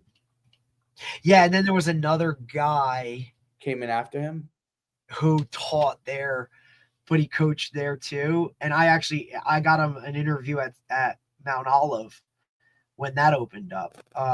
He taught history too. What the hell was his name? Oh God, Gianfreddi. Yeah, I don't know who that is. I mean, if I went to Saddlebrook now, I wouldn't even. No, Jen and I talk about all the time, like Butler. Like there might be one teacher left, two teachers that are left there. One being the head football coach, like that were there when we were there. I mean, look, it's 20-something years ago. Yeah, it seems like it was just yesterday, but it was a long time ago. I mean, think about even when you were like there as a coach. Oh yeah, I mean, look, you've seen all the places. Kids that I coached are 40 now, 41. Yeah. Like that's the weirdest part to me. Like that kids that I coached are like 40s in their 40s, 40, 41. I'm like, wow. So when I talk about somebody that's like how great an athlete somebody was, and I'm just like, wait a minute, they're adults. Now I see how my father, when he says like, yeah, like when we're sitting here talking about Paul, he'll introduce me like, oh, Dave, he was a hell of an athlete. Like, I'm like, hell of an athlete, what, 30 years ago? I think maybe in the last few years he stopped introducing me that way because it's just I'm obviously clearly old now. But I'm telling you, through my 40s, he'd be like, you would have thought I was an athlete 5 years ago. My father would be like he'd be like, yeah, Sunday he's like a hell of an athlete, like he blah blah blah. He would go through my like quick summary of when he introduced me to somebody, and I was like, that was 20 years ago. At the time it was like so long ago. But I'll tell you this: one good thing about losing a lot of weight. I've lost 35 pounds now. Right. It's amazing. It's amazing the things you can do. It's like, wow. Well, you just feel different. You could. And by the way, when I was talking about how I really started now, like when I go to Lifetime, I was kind of doing stuff more, for me, what I need, like.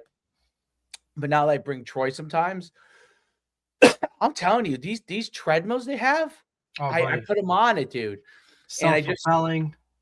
Dude, so I said, okay, you're gonna go and it has the angle, that curved angle, so where your foot lands in a proper angle, which you want, which is very hard to teach. You're also healthier now, right? No, I'm not talking about me. I'm saying when I have him go, it's healthy. I'm saying like for you losing the weight too, like being healthy and kind of feeling okay, like you know what I mean? Like no need, like I'm sure that stuff still bothers you, but it's not right. If I get to 240, I would all of the weight you lose now, you just feel better. Your back's probably feeling better. You know what I mean? Like, just little tweaks and shit like that, dude. Like I got that all that kind of shit. Help my back. The best thing I ever did for my back, obviously losing weight helps, but I got the inversion table. Oh, it's the best thing ever. Dude, you sit on. People swear by that, bro. 5 minutes on that upside down, it changed your life. It opens everything, and you can maintain your height better because as you get older, like. It probably won't happen until I get to be about 60, but it's only 8 years away.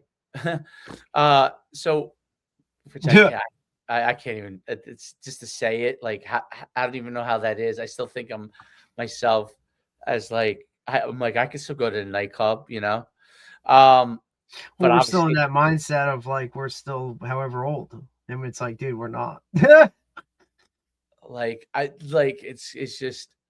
Like I laugh because my niece is a freshman at Sacred Heart, right? And she's always posted pictures of like going out or doing this. And I'm like, same bar 20 years ago, but like, I can't even think of it. I mean, if I'm up past 10 o'clock, I'm like, oh God. And obviously like with a newborn, like it's the norm, it's Groundhog's Day. It's like, like, how do I get in that window?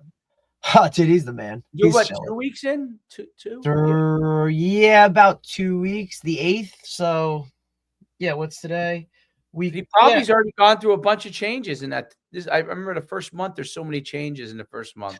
And it's like, look, like, eat, sleep, shit, piss, repeat. Right? Like it's there's no like.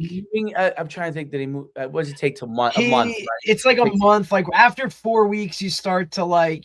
I'm like, all right. It's like it's kind of like, all right, well, he survived. Like he's alive. Right. Okay, like, and it's all right now. To be honest, like, it's still man-to-man coverage, right? Because we have 2, but because he is so much more dependent on mommy that it's kind of like, all right, you got him, I got her, break.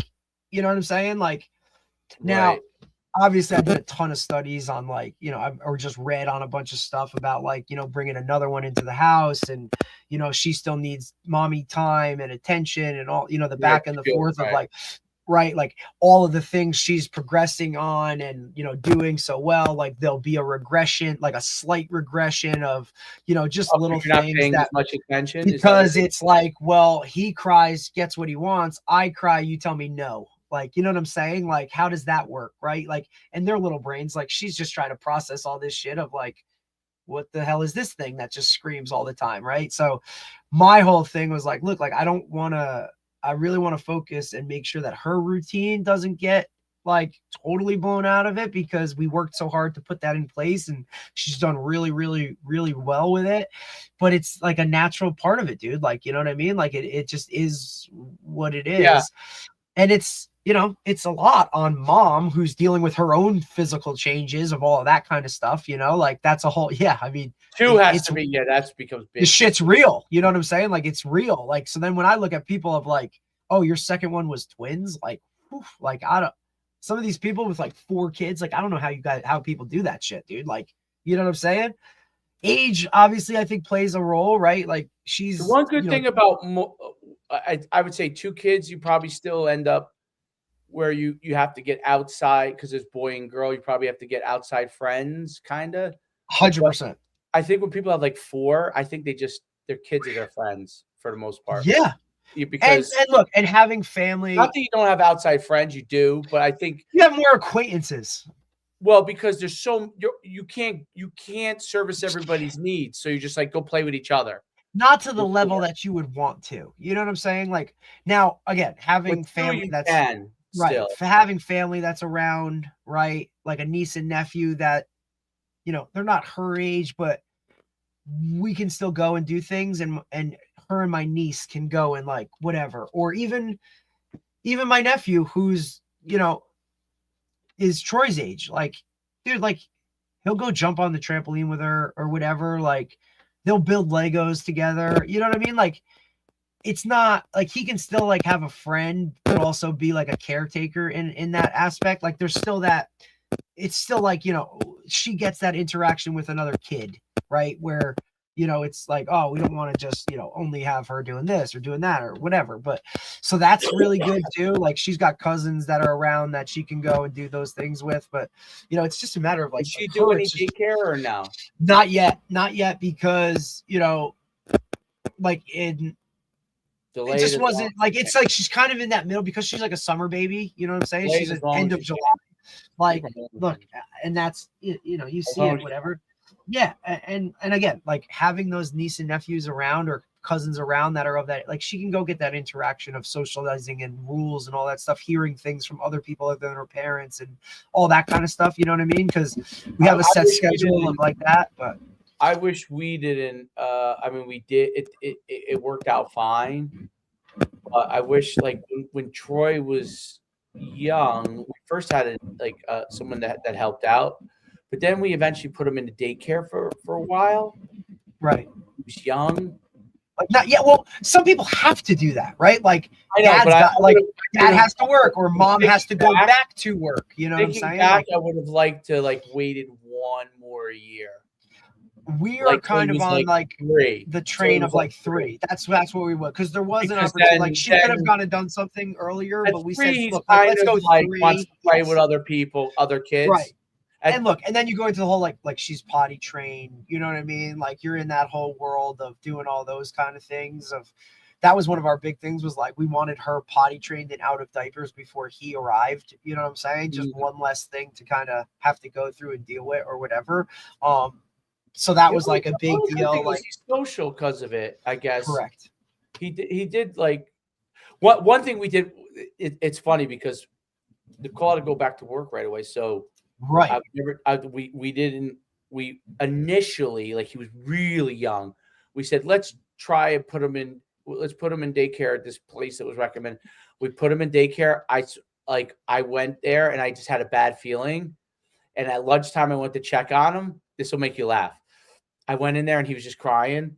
And I went in there, I grabbed him, and I saw him at lunchtime. I came back at the end of the day with Nicole and I grabbed him and I said, we're never coming back here, just so you know. And I grabbed him and everyone's like, oh, was he? I was like, nope, we're never coming back. See you later. And we were like, it was way too early. Like he needed another year or whatever. And, but it was, I just remember I was horrified. I'm like, I don't know how people are doing. We got to wait. He's not ready. This. Yeah. And that's a lot, obviously. You know what I mean? Like, correct. And they still need, which, like, as much as she's attached, like now she doesn't really have a choice but to kind of, you know what I mean? Like sometimes, it's like you Well, the can't have studies mom are right they don't now. have to go to daycare. Really, that's the Right. most optimal. But most Whereas people back in the day, it was get them out and go to daycare like sooner than later or whatever. Well, you know what I mean? Like, look, every study you find, like, there's another one I that went at debunks it. 4. I didn't go until I was 4, believe it or not. I never went because Okay. we went to my aunt's house and it was daycare. It was There like a was nursery school. 6, Nursery school. 7, correct, which was a thing back in the day of you didn't go I to went a to nursery formal school when I was 4. Correct. Same gig, only you're in a setting like that. We went to my aunt's and it was right. Like there's 10 kids here. I'm like, okay. Like, and that's where we spent. My bus stop was at my aunt's house, which was Right. my babysitter. It was more It's- of the thing you did, right? It wasn't the formal school type of setting, but dude, we did all that shit. We colored, you know what I mean? Played, we went outside and did all that shit. Like, 1,000 ways to skin a cat, bro. Like, yeah, so it's but no, it's been really cool. It's been cool. A boy is just a different world. Like, I mean, it's just what they like just you know what I mean? Like changing a diaper is a different thing. Like, it's like it's a totally smell different. It's just a different beast, bro. Like my man is very regular. Like Oh my god! But it's like now you're dealing with something that's like, you're going to be covered in this if you don't do the right thing. Yeah, dude, it's brutal. Like it's just when a baby takes a shit, it's like, and like obviously, like I can still smell it. But it's different because, like, okay, like hey, like how come baby Carter can't have blueberries like me, daddy? And it's like he can't eat food right now, baby. Like, you know what I mean? So like that, like those types of things. Or can he come play in the snow with me? Like, no, he can't, babe. Like, I'm sorry, like we can't bring him out in 9-degree weather, like it's. But she's really good, dude. Like she's been absolutely like a gem, help wise and all that kind of stuff. Like to her, it's like this is a doll and I can play, all the time. Like I have to fight her. I'm like, you can't just shove a bottle down his throat, babe. Like, I mean, if he's like in the swing, it's like, well, I made baby Carter breakfast. Like, baby, you can't put all of your toys on him. Like feeding him, he's not going to eat it. Or I have, here's his binky, mom. Like, I'm like, baby, he doesn't need 5. He's okay with 1. Like, but she's been really good, dude. She's taken to it. So it's, otherwise, because I've read some horror stories of like, whew, like, oh, really?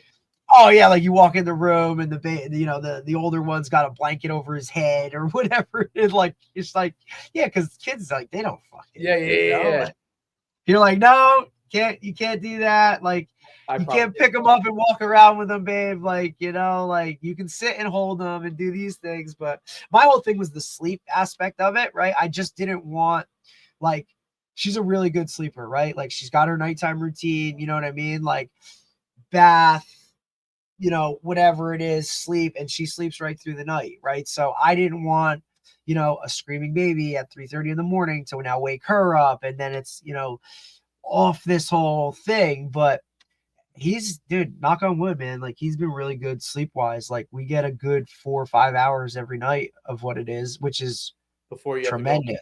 Before you got to go like figure it out, or she's got to be like, daddy, I'm up. And like once she's up, like she ain't like waking up and being like, oh, I'll close my eyes a little bit if I just like lay in bed with mom and dad. And it's like, oh, hell no, buddy. Like she's good. She's like, let's go. Like I had to fight her yesterday for like 4 hours of going out in the snow.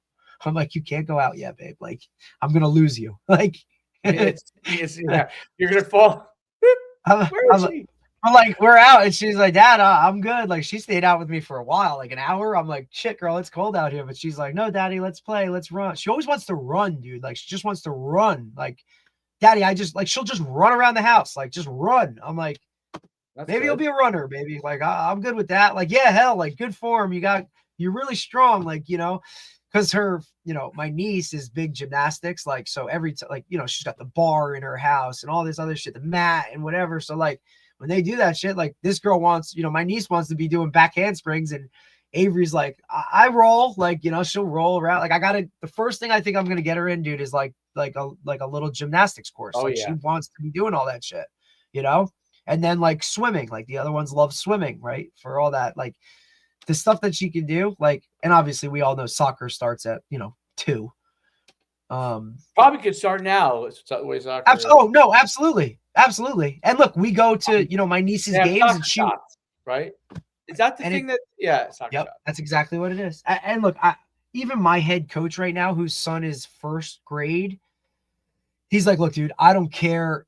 I put him in everything just so he learns to like stand in a line, or this is the, like, I don't care if he goes through the drill and trips over every code, but he knows to stand in a line and wait his turn and do all that shit. You know what I mean? Like, but he's got his son who's first grade. He's got him doing wrestling because Point Pleasant has a really good youth stuff, like a lot of shit for them to do through the rec department. Manasquan too does a lot of good stuff, like, and that's he's in Point, but does what's his name still run the rec there? Or is he no longer involved? Antonucci? Manasquan, I believe he does. Oh, he still runs it. Okay. I think so. I'm almost positive, which is a really great gig. And obviously a lot of places are trying to take that model of like smash the high school and the rec program together. And now you can build an indoor facility. Yeah, that facility's nice. Yeah, it's sweet. I love just small. It's just small. Yes. I love this because this is usually how things get done, right? So our AD must have like came into our weight room the other day and was like working out or something. And now look, our dumbbells are probably the same ones that like have been there since Coach Wolf took over, right? So, nothing that an Allen key and tightening some of them up wouldn't change, but a lot of them are loose or whatever. They're just old, they're like whatever. So he must have come in and like was working out or something, and like a dumbbell, like he's like, this thing's going to fall on my face. So now it's, hey, let's get a quote for new dumbbells. Like, like it's funny how those things work. I'm like, look, we don't have to do a Manasquan weight room where we got like the logo on dumbbells. I'm like, you can go get 0 to 100, like, and at a pretty good price point. If you really want to do it that way, you just got to find the windows. But I always love how it takes like the athletic director coming in and almost dropping a weight on his head because it's not what we need to get things done. And our weight room's phenomenal. Don't get me wrong, Dave. I mean, it's huge. It's bigger than we were at RBR, 100%, with 4 double-sided racks and, just ample space beyond. So it's not like you can't, add to it or whatever. We actually have room that if we had single racks and put them to the side against the walls with mirrors, you could put 30 yards of turf down the middle. Like that's how big it is. Right. It's just old. Like it's an old building, so whereas Memorial is a newer building, which adds more of an appeal to it. You know what I'm saying? So like, that's a little, like our gym, like the gymnasium at Brick can't fit the entire school. So they can never have a pep rally unless it's outside, Yeah. It's not like RBRs. That's like, whoo. Or SJV that has 2 gyms. Or 1 gym. I'm sorry. SJV had 1 gym. RBR's indoor thing, and it could be even better than it is. But dude, do you remember that?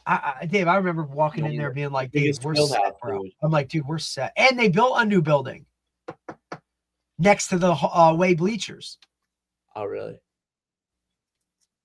I know, bro. I know. They should be like, dude, the guy who took what's the famous basketball coach from Rumson that went there and now is back at Rumson? Soros? I saw that. Why did they run him out of Red Bank? He's True. I don't think Truehand's there anymore, dude. What? Really? Let me look him up. Truehand. What's Truehand's first name?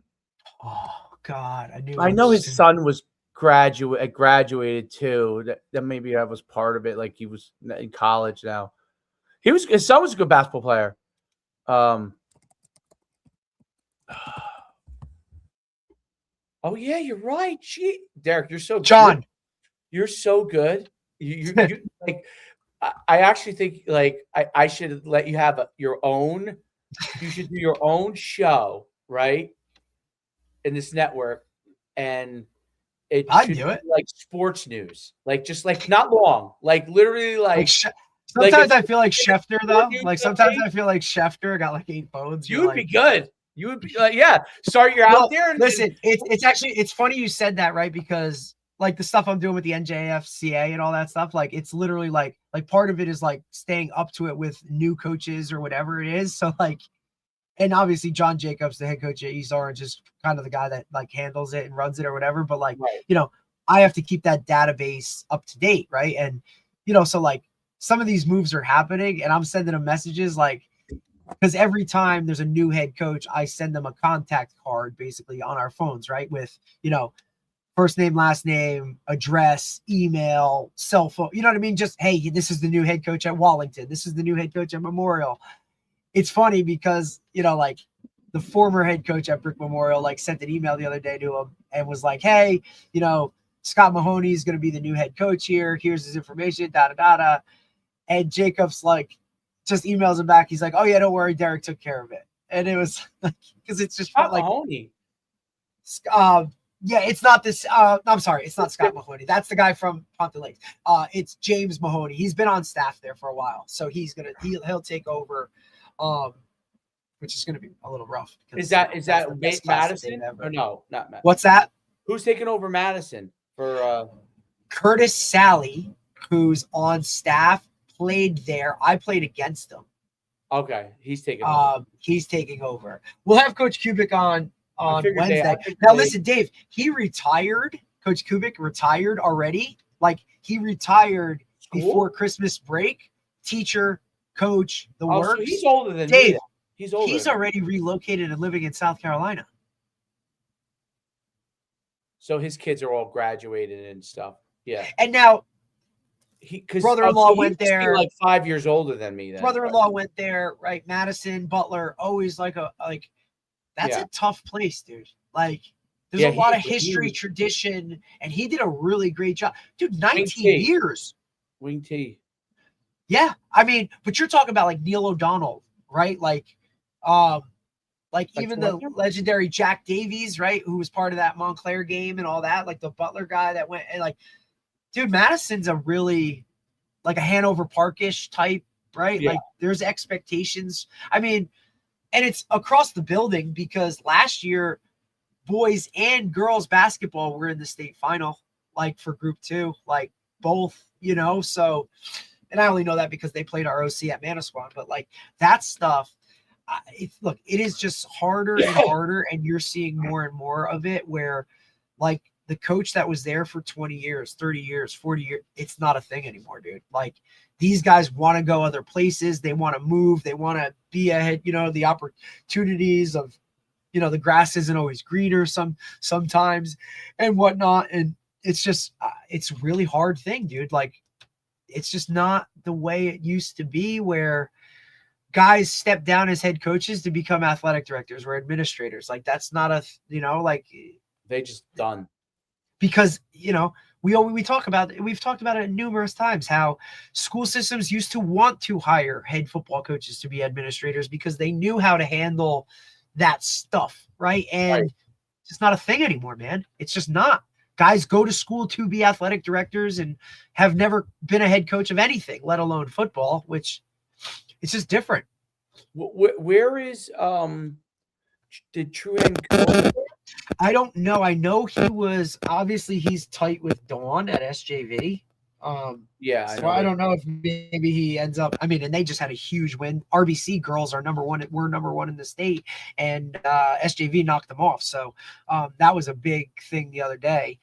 But even like I was looking at the wrestling stuff from the weekend because this was a big like county wrestling tournament up north, Morris County, like Mount Olive won the whole thing, but it's only because now Del Barton has opted out and they do now they do like their own Catholic private school wrestling tournament. Whereas, Del Barton used to win every year for Morris County and everybody was cool with it, which I think is cool too. Like nobody's bitching about, oh, well, like we should be in it or no, it's like, look, that's cool. You guys go do your thing, right? Because, Mount Olive would be the number 2 team, would have always won it, but Del Barton would just dominate everybody because, look, they just beat the number 2 team in the country the other night in a duel. Like, it's that matching it up.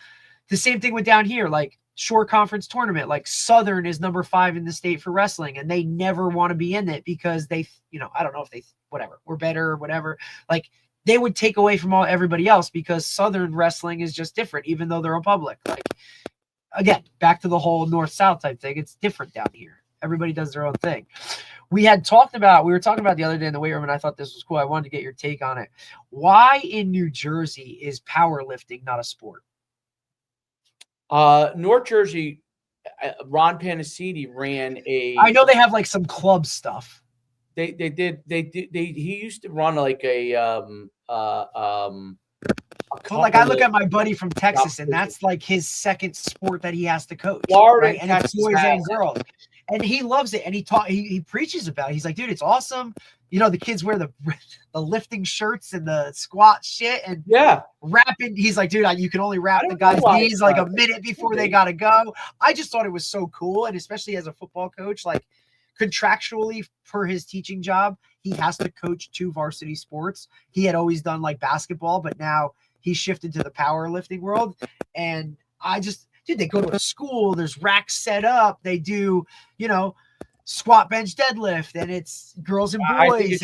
I thought it was so cool. And then I remember back to when we were at RBR, like my cousin Ed Donovan, like he did it. They had a club team, right? But it's, it's just one of those things. I was just curious, like, dude, it's such a good thing. And we don't have it. Here it says the places that have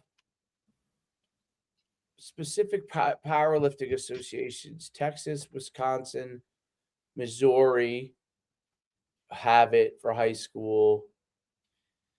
I thought Florida, but I guess Florida doesn't. And then it says Louisiana has it. Other states like Ohio, Oklahoma, Pennsylvania, North Carolina, Maryland, and Nebraska have it. Yeah, it would be actually. I think it would be great. I don't know why. Like USA Powerlifting gives money to states that want to do more competitions. That would be powerlifting competitions would be so cool. Yeah, I mean, I don't know. If we could run one as the Beasts, I would run one. What the hell? Well, so Ron Panacini, who coached me at Powell Park, probably different for insurance. No, it wouldn't be anything. I mean, you would have to get insurance for it, but it's the same company would do it. Now, how would you get what do you are those like judges, referees, are they sanctioned? Yeah, so like this guy Ron Panacidi who coached. I remember the name. Yeah, he was. You spoke about him before. He's a big powerlifting guy. He's like that's what his thing was, and he used to host competitions. It's cool, but it was very local to Bergen County. To be honest, it was very. He would have it. Not that you have a niche. Not that you have to have a niche, but look, like to do it and put it on, I feel like is kind of like you have to have a facility. You need a place that will do it. Powell Park let him do it there. Right. So, because he was the weights coach there. But he was powerlifting. I just thought it was so cool. He was USA whatever that you need, right? USA certified or whatever. Right. And his son was like a big power lifter, like, you know what I'm saying?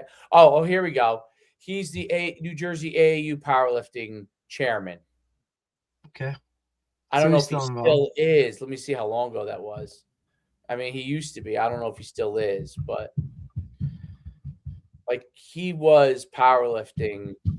But you could definitely do it. I mean, obviously you could do it. Like I wish that was an option for some of our younger guys that don't want to do basketball or wrestle or winter track. Like, that would be great to have especially in the winter. That's what I mean, especially here where you got to be indoors anyway, like throw that in there. Now the bigs have something to do, not just, hey, you got to wrestle or, hey, you got to go throw in. And you can correct me if I'm wrong, but throwing in indoor is not, I don't know. Is it the same as it is? Like, I don't know. We have a pretty good kid at Brick right now. I think he just threw like 55. Yeah, I mean, the shot. That's good. I mean, what do you do? Just the shot? Yeah, he's going. Where did he? Where did he just verbal to? Maybe Georgian Court. Maybe one of those. Yeah, but he threw 55, and like I don't know. I just said like I don't know what's throwing indoor. Do you even do like you can't throw? They don't throw jab indoor, do they? No, they don't. And then in talking to like, obviously my buddy at Mount Olive, like they do all their indoor stuff at Drew. Down here they do it at Tom's River, like in the bubble or whatever. It's just not the same stuff, dude. Yeah, I really think it would be great. I don't know that they would allow it as a sport, but you could host those competitions and you get the coaches involved in it, especially for the linemen. If your O-line guy isn't coaching wrestling or doing something like that, like, hey, dude, go coach powerlifting. Or, for all these schools now that, like, you see guys with more strength-oriented guys, you know what I'm saying? Like, I don't know. How many could you – yeah, I know it's weight classes and it's that kind of thing, you know what I mean? So that's I just watched my guy in Texas do it, and he's like, dude, I love it. Yeah, I mean it's you do. I'm like, yeah, I don't know how can you not? You do bench, you do clean and jerk, you do squat. They do bench, squat, deadlift, no jerk, no cleans, no cleans. Yeah, I think it's like obviously it's the hardest of the four. Right. So it's bench, squat, deadlift. Bench, squat, deadlift. They can wear like the outfits and the shirts and all that other kind of stuff, and like they have them as in like they're part of the quote uniform. Like they pass them out and collect them for each match or whatever it's called, you know what I'm saying? Like, and he said he's he's like, dude, you get 50 pounds more with a good squat outfit or whatever it is. Probably tightens everything together. Yeah, I mean, like wrapping knees for the squat. He's like, dude, like you can't wrap them before a certain time because like you'll lose blood flow and they can't even get to the rack. You know what I mean? Like it's just a world that obviously like when you're not in it, you don't know it. But like some of this stuff was like, oh, that's cool and crazy, but I mean, look, he's also at a school with God knows how many, Forney High School outside of Dallas, like which is a big ass school. But I don't know, it's just cool. Yeah, I think I just don't know why Jersey was one of those things that just doesn't have it. Yeah, they don't have it. They don't. I was just looking as we were talking and pulling up articles of what Ron ran. He really is the only person I typed it in. He's the only person that ran anything since the 80s. He ran them from the 80s to like. Well, that's when that he retired. Ron retired. They forced him to retire a few years ago. I mean, he's in his 70s. So, and he's not a teacher anymore. He retired from teaching probably 20 years ago. Well, I mean, look, you know how that works. When guys retire from teaching, we see it with, Nympheus at Riverdale. Like, now you're not in the building. Like that, it changes some things. Oh, yeah, power through. That would be I think that would be great, dude. I think that would be like a great. Oh, if I had my own facility, I could run them all, run it all out of that shit. Yeah, like like I said, if I was ever to do a facility, I'm looking for something it would not be what like people think. It would be like that kind of stuff, like speed, better performances in football, like focus on the skills, right? Like do some stuff like that, competitions that like draw people that want to come in, like a powerlift. Like you can do a powerlifting, you can do, and make it different than just like, oh, this place just does speed and strength, or this place just, like, I mean, I think people do a really good job in some of those things, but it's so general. Yes. And my frustration as a parent, and you will find this yourself later on, because you know what to do. If you didn't know what to do, it really just doesn't matter. I say this all the time. If you don't know what could get you there, then you know what? Truth is, all these things are great. Right. I'm not knocking it because it's not great. They are good. It's just that when you listen to Tony Holler, when I watch these videos, there's a guy actually I want to send you that I think would be great to get on. He has a great, I think it's his TikTok or Instagram. I'll forward it to you. He's in my algorithm. I love him.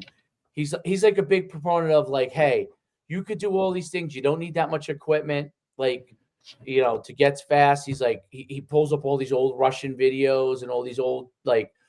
I love watching all the Adam Archuleta videos, dude. Like, I love that shit. His stuff is good. McCaffrey's good, but McCaffrey's at like a whole different level.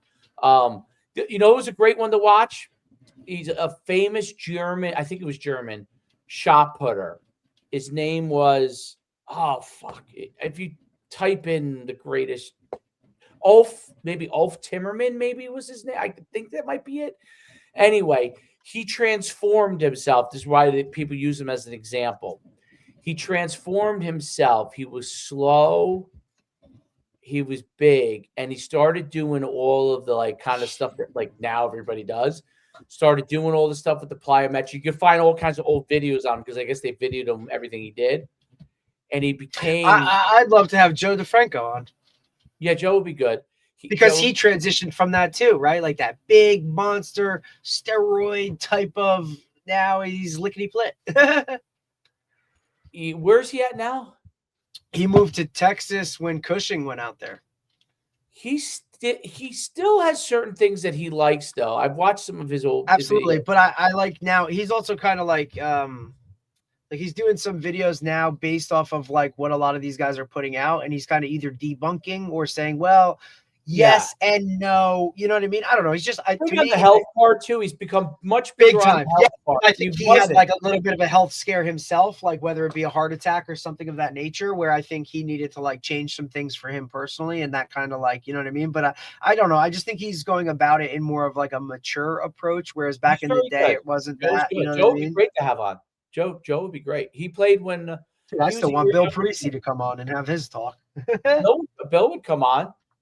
Dude, Bill, that's the academy that they do now. Is I just you want Bill's number? Amazing. I'll give you Bill's number. I have it. I've reached out. I've tried numerous times and through different avenues. What do you say?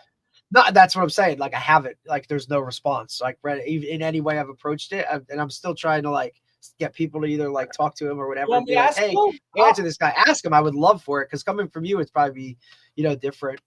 I'd love to get Chuck Bound on too and have those guys talk. I got to know Bill. We knew each other from afar. I got to know Bill much more when I took over Indian Hills. Yeah, because he's in town, right? Yeah, because before that, like, obviously he was the big dog, but I had my facility in the same town as his in Wyckoff. Right. So we kind of were competing. But I got to know him more, and his son, Dan, would come and do, like, a receiver work with me and stuff. Like, because I used to do stuff for I would do stuff for the 8th and 7th graders and 6th graders for free. So I would go and like I'd rent out the turf thing they had there, and they would come work out with me. So I actually worked out a lot of those kids before they were kids too. There's another group of kids. I give them shirts and I called it flow training. Franklin Lakes, Oakland, Wyckoff, and they would just come work out football stuff. I had the Grossers. I had there's Parisi. I had all the Grossers. The one Grosser still in high school. All the Grossers. Parisi. I had. Those kids are all playing, dude. They all went on to college. They were all good athletes, when they had them. Yeah. But yeah, so I used to talk to Bill a lot, and he was just starting to do the Parisi Academy. So like I'd like to get that down here. Dude, it's so cool to see like a day in the life of that. It gets awesome. Dude, think about that. So now you reclass. It's not just reclassing because like, so you can, you're going to some school, like you're going to school, you're learning more practical stuff. Correct. And that's schooling, and then you're training for 3 hours. I mean, like, and it's rehab. It's not all training. And then no. It's the whole gamut. Awesome. Because it's IMG. Only you're not living there. Small IMG. It's a small IMG. And you could do that down here because they have Alliance physical therapy down here in Middletown. and then it's a huge facility. I mean, And look, you saw how they've kind of rebranded it, and it's like just the facility itself is totally different. You know what I mean? Like the one in Fairlawn, his home base. Alliance took it over, so Yep. it's not. I think it's like powered by Parisi, but it's still Correct. Alliance, and Alliance redid the whole thing in there. So it's like, my belief is that if you do, from a training standpoint, best thing you could have is therapy and training, and then all the other stuff like if you could have the cold plunges and all those things in the same facility, much like you're really, the athlete can one-stop shopping. It's one-stop shopping for the athlete, right? I think that's that's what's, like I was saying, that's what's amazing about, it's very expensive, but what's amazing about how the new lifetimes are. Yeah, they have everything in there. Dude, when I did the non-motorized, so I just have Troy do the turnover part. I don't even have him use his arms yet. I just have him use his legs. And so we got up to like 10.8 miles per hour. So we're just working turnover. Wow. And like, I'm like, what does that feel like? He's like, it feels amazing. No, he's like, it's crazy because if you're using your arm, he can't turn with his arm. He can't turn over the legs like that. Right. Right. But you're trying to get the legs to turn over more. And then eventually, obviously, the arms get in sync with it. But now you know what it feels like to turn your legs over more, right? Right. So it's all part of like that like nervous system. Like I'm trying to trigger the nervous system more, right? Yep. But it's amazing because you could do that in your regular, like your gym. Your gym. Like you can't do that at Retro. You can't do that at what's the Planet? Whatever. Fitness, Crunch, all these. You can't do that there. You could, and then like he's too young. He's not going to go in a sauna or anything like that. But like when they get to be teenagers, you could take them into the sauna. You could take them into. But they're also just familiar with all of that stuff because they've been doing it. You know what I mean? Like, it's not like, oh, or I have to go someplace different for this. It's like, no, it's all right here, dude. Look at how Dan Parisi, the kid, like he's in a lot of Bill's videos, how his understanding of training is. So he's getting the most out of himself. Like he's an excellent player, but there's no doubt that like all that stuff he was doing all the way through because his father 100%. knows what to do. It's just like the son of a coach. You know what I mean? Like a coach's kid, just gonna understand that stuff moving forward. Yeah, it helps him. So it helps him to be the best player he could be. And he is undersized. Dan Parisi's undersized. 100%. Yeah. He's like a under. Yeah, he's not a big dude, No way, bro. So he gets the most out of him.